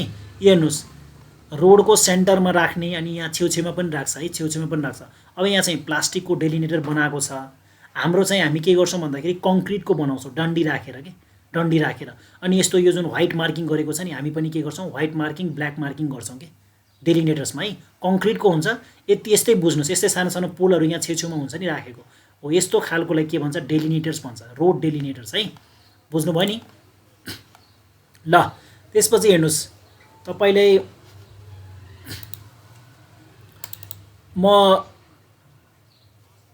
हेर्नुहोस् त, बेस अघि हाम्रो क्रसर रन भनेको थियो नि, क्रसर रन म्याकाडेम बेस कोर्स भनेको थियो नि, बेस।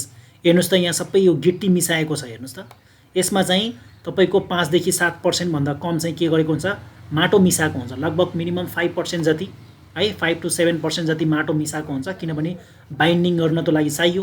यो माटो भनेको फेरि त्यस्तो खालको माटो होइन कि यो ढुङ्गाकै डस्ट हुन्छ क्या, खास डस्ट र गिट्टी मात्रै हुन्छ। हेर्नुहोस्, यस्तो हुन्छ बेस कोर्स। अब यसमा ग्रेडिङ मिसाएको हुन्छ है। यो भनेको हेर्नुहोस् त, क्रसरमा कुटेको हो। यो ढुङ्गाकै के हो भन्दाखेरि ढुङ्गाकै धुलो हो कि यो है।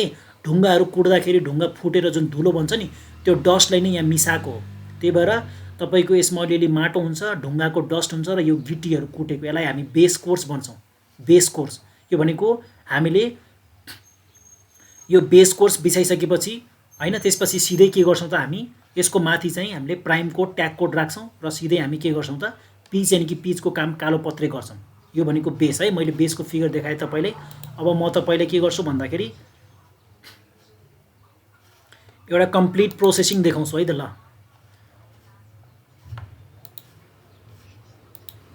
पहिला त प्रोसेसिङ कम्प्लिट हामीले फेज बुझ्नु पऱ्यो नि त हैन। के पछि के आउँछ है त, कुन पछि के आउँछ भनेर बुझ्नु पऱ्यो कि परेन। रोडमा हाइवे कन्स्ट्रक्सन गर्दाखेरि ल है हेर्नुहोस् त, हाइवे कन्स्ट्रक्सन गर्दाखेरि सबभन्दा पहिलो काम भनेको हामीले सब ग्रेडको काम गर्नुपर्छ। त्यसपछि सब ग्रेड मिलाइसकेपछि सब बेसको काम। मैले अघि पनि भनेको थिएँ सब ग्रेड भनेको ओरिजिनल ग्राउन्ड लेभल हो। ओरिजिनल रोडको यानि कि रोडको ग्राउन्ड भन्छ। जस्तो हामीले रोड बनाउनुभन्दा अगाडि हामीले त्यहाँ यानि कि त्यहाँको बाटोको जमिनको जुन टोपोग्राफी जस्तो हुन्छ त्यसलाई हामी भन्छौँ ओरिजिनल ग्राउन्ड लेभल। त्यसलाई भन्छौँ हामी सब ग्रेड के। त्यो सब ग्रेडलाई हामी मिलाउने हो, त्यसलाई भन्छौँ सब ग्रेडको पार्ट। त्यसपछि सब बेस हामी ग्राभलमा माटो मिसाएर जुन हामी रोडमा लेङ गर्छौँ, त्यसपछि हामी पानी हालेर त्यसलाई रोलिङ गर्छौँ। त्यही भएर हामीले वाटर बाउन्ड मेकेडम पनि भन्छ, हामीले पढ्यो होला WBM हो। यो WBM भनेको सब बेस कोर्स पनि हो, बेस कोर्स पनि हो। किनभने बेसमा पनि हामी के गर्छौँ भन्दाखेरि पानी हालेर नै रोलिङ गर्ने हो। त्यही भएर वाटर बाउन्ड मेकेडममा हामी दुइटै पर्छ, बेस कोर्स पनि पर्छ, सब बेस कोर्स पनि पर्छ। तर सब बेसमा के हुन्छ, यिनीहरूको आफ्नो ग्रेडिङ हुन्छ है। सब बेसमा हाम्रो नेचुरल ढुङ्गाहरू हुन्छ, खोलाबाट ल्याएको नेचुरल ढुङ्गाहरू हुन्छ। त्यसमा चाहिँ तपाईँको 63 mm डाउन भन्छ क्या, 63 mm डाउन।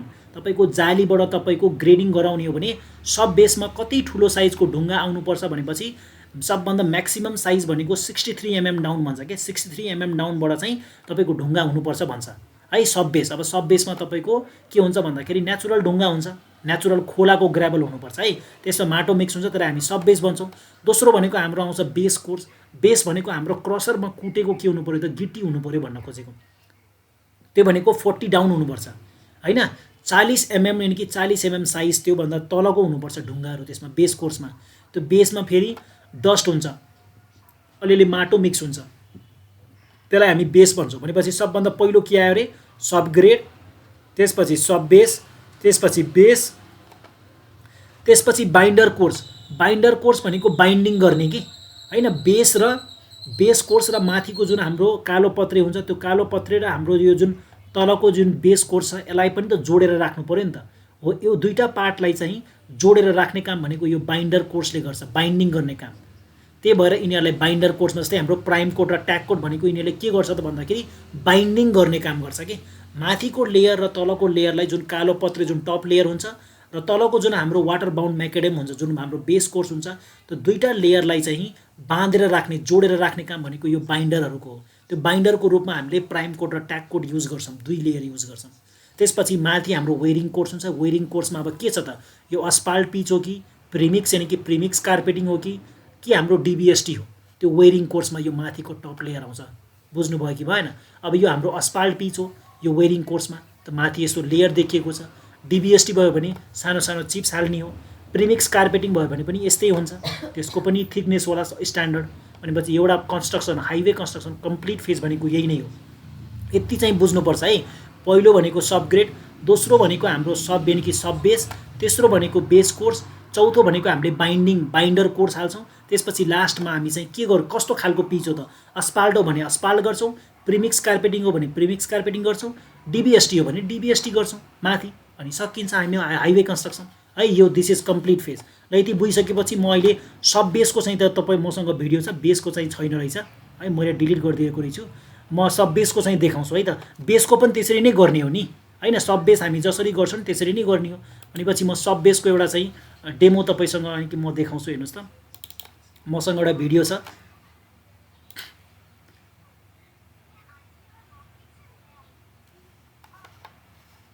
हेर्नुहोस् है, यो ग्रेडरले के गर्दैछ भन्दाखेरि हेर्नुहोस् त, यो सब बेसलाई यसले ग्रेडिङ गर्दैछ क्या।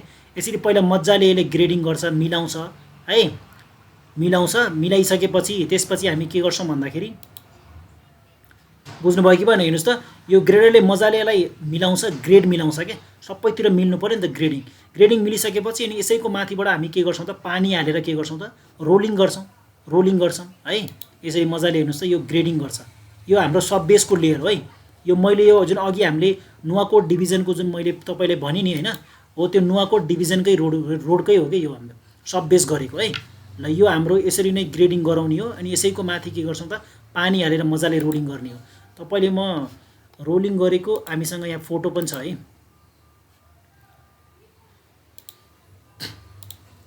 ल हेर्नुहोस् त,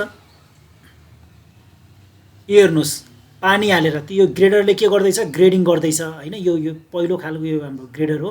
ग्रेडरले यसरी मिलाइसकेपछि बराबर सबैतिर कति चौडाइमा हामीलाई सब बेस भनेको छ, हाम्रो यहाँ 7 मिटरको रहेछ है। एभरेज विथ हामीलाई 7 मिटर भनेको थियो इस्टिमेटमा।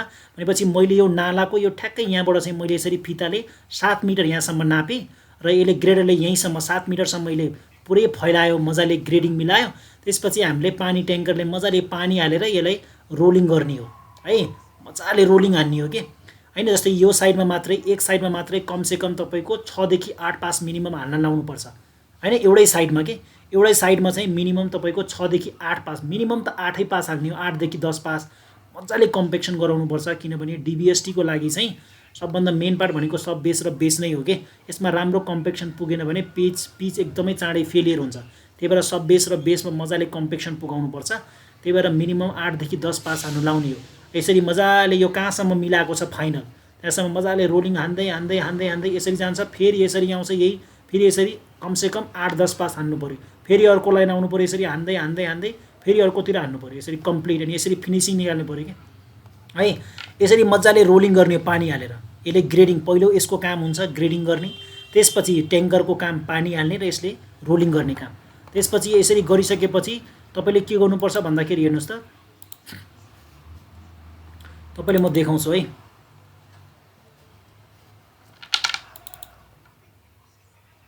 हेर्नुहोस् सब बेसको काम हामीले गर्ने हो भनेपछि हेर्नुहोस् त, यो हेर्नुहोस् हाम्रो एउटा प्रोजेक्टरी साइन यानि कि इन्फर्मेटरी साइन बोर्ड भनेको थियो नि। हेर्नुहोस् हाम्रो प्रोजेक्ट यहीँबाट स्टार्ट छ, हाम्रो रोड मैले अलिकति यहाँसम्म मैले गरिदिएको छु है।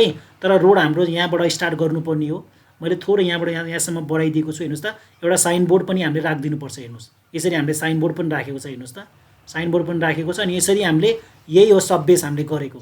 यसरी फिनिसिङ निकाल्नुपर्छ। यसमा ग्राभल पुरै माथि देखिनु हुँदैन, यसरी फिनिसिङ निकालिदिने हो। मजाले रोलिङ गऱ्यो भने माटो चाहिँ माथि निस्किन्छ अनि फिनिसिङ देखिन्छ क्या। यो पछि चाहिँ हैन माटो सबै उडेर जान्छ कि बिस्तारै बिस्तारै यो धुलो बनेर सुकिसकेपछि उड्छ र त्यसपछि यहाँ तल भएको जुन ग्राभल हुन्छ हाम्रो मजाले देखिन्छ कि। त्यो ग्राभलमा भएको जुन टेक्सचरहरू हुन्छ, ढुङ्गाहरू देखिन्छ, त्यो मजाले देखिन्छ। अहिले त तपाईँको माटो जस्तो पनि देखिएको होला, तर यो ग्राभल हो। यसरी फिनिसिङ निकाल्ने हो है। धेरैजनालाई थाहा हुँदैन, धेरैजनाले के गर्छ भन्दाखेरि ग्राभल नै माथि यत्तिकै चोनिकी राम्रोसँग रोलिङ नै गर्न लाउँदैन। त्यो कम्प्लिट हामीले रोलिङ गराउने हो। जहाँसम्म चौडाइ हाम्रो चाहिने हो 7 मिटर त्यहाँसम्म पुरै यहाँ भित्रसम्म मजाले रोलिङ गराएर फिनिसिङ ल्याउनुपर्छ। अनि मात्रै तपाईँको के हुन्छ भन्दाखेरि हैन, तपाईँको जुन रोड डिभिजनका सरकारी इन्जिनियरहरू हुन्छ अनि मात्रै यो रोडलाई के गर्छ त पास गर्ने हो। अब यो रोलिङ गरेर मात्रै भएन, यसमा डेन्सिटी पनि चेक गर्छ उनीहरूले हैन, मोइस्चर कन्टेन्ट हेर्छ, कम्प्याक्सन फ्याक्टर हेर्छ, कम्प्याक्सन पुगेको छ कि छैन हैन, एमडिडी हुन्छ, एलडिडी हुन्छ, सबै कुरा टेस्ट गर्छ अनि बल्ल पास गर्ने हो। त्यही भएर मजाले कम्प्याक्सन पुगाउनुपर्छ। कम्प्याक्सन नै पुगेको छैन भने त फेल भइहाल्छ। साथसाथै यो ग्राभलहरू पनि देखिनु भएन है। ग्राभलहरू यसमा एकदमै राम्रोसँग यो भएको छ। ग्राभलहरू देखियो भने यो नाप्दा नै नाप्दैन उनीहरूले हैन। यो फिनिसिङ आउनुपर्छ, कम्प्याक्ट भएको हुनुपर्छ है। यति कुरा चाहिँ ध्यानमा राख्नुपर्छ। सेम यसैको माथि अब यो सब बेस भयो, यसैको माथि हामीले बेस राख्ने हो। बेस पनि कति चौडाइमा चाहिने हो, 5.5 मिटर थियो हाम्रो इस्टिमेट भनेपछि यहाँ नालादेखि यहाँसम्म 5.5 मिटर यसरी नाप्ने र ग्रेडरले फेरि मिलाउँछ र यसरी नै पेल्ने हो फेरि पानी हालेर है। बुझ्नुभयो कि? र बेसलाई पनि सेम यस्तै गरेर मिलाउने यसैको माथि। अनि बेस हालिसकेपछि त्यसपछि हामी प्राइम कोड हाल्छौँ, ट्याग कोड हाल्छौँ हैन। त्यसपछि सिधै हामी के गर्छौँ त नोमिनल चिप्स हालेर रोलिङ गरिदिन्छौँ अनि हाम्रो डिबिएसटी पिचको काम सकिन्छ है। यसरी हामी के गर्छौँ त हाइवे कन्स्ट्रक्सन गर्छौँ। अब फरक चाहिँ सबै त्यो अस्फाल्ट पिच होस्, चाहे त्यो प्रिमिक्स कार्पेटिङ होस्, चाहे त्यो डिबिएसटी होस्, प्रोसेस चाहिँ बेससम्म सेम हुन्छ। बेससम्म है, बेससम्म चाहिँ गर्नुपर्ने भनेको सबैको एउटै हो। अब बेसपछि चाहिँ अब अस्फाल्ट पिच हो भने प्रायः कि त्यो के गर्नु पऱ्यो भन्दाखेरि बाइन्डिङ कोर्स हालेर प्राइम कोड ट्याग कोड हालेर हामीले के गर्नु पऱ्यो भन्दाखेरि अस्फाल्ट यानि कि अस्फाल्ट पिचको थिकनेस हुन्छ, स्ट्यान्डर्ड थिकनेस, त्यही थिकनेसमा हामीले अस्फाल्ट पिच गर्नु पऱ्यो। प्रिमिक्स कार्पेटिङ हो भने 2.5 देखि 3 सेन्टिमिटर 5 सेन्टिमिटर कति भनेको छ त्यही थिकनेसमा प्रिमिक्स कार्पेटिङ गर्नु पऱ्यो। डिबिएसटी भनेको छ भने चिप्सहरू हालेर पेल्नु पऱ्यो, रोलिङ गर्नु पऱ्यो, त्यति बुझ्ने हो है। नत्र बेस कन्स्ट्रक्सन कि बेस जुन हामीले बेससम्म हाल्छौँ नि त्यो फेजसम्म चाहिँ सबैको सिमिलर नै हुन्छ कन्स्ट्रक्सन फेज। ओके ल तपाईँले बुझिसक्नुभयो है सब बेस चाहिँ हामीले कसरी ग्रेडिङ गराउने, कसरी मिलाउने, कसरी यानि कि यसमा हेर्नुहोस् त कस्तो खालको फिनिसिङ आउनुपर्छ सबै बुझ्नुभयो नि, र कसरी हामी बिओक्यू पढ्ने। आई होप तपाईँ सबैजनाले बुझ्नुभयो र केही डाउट छ भने कमेन्ट बक्समा छोड्नु होला है। ल अब आजलाई यति भन्दै म बिदा हुन्छु। हस्त धन्यवाद, बाई बाई, टेक केयर।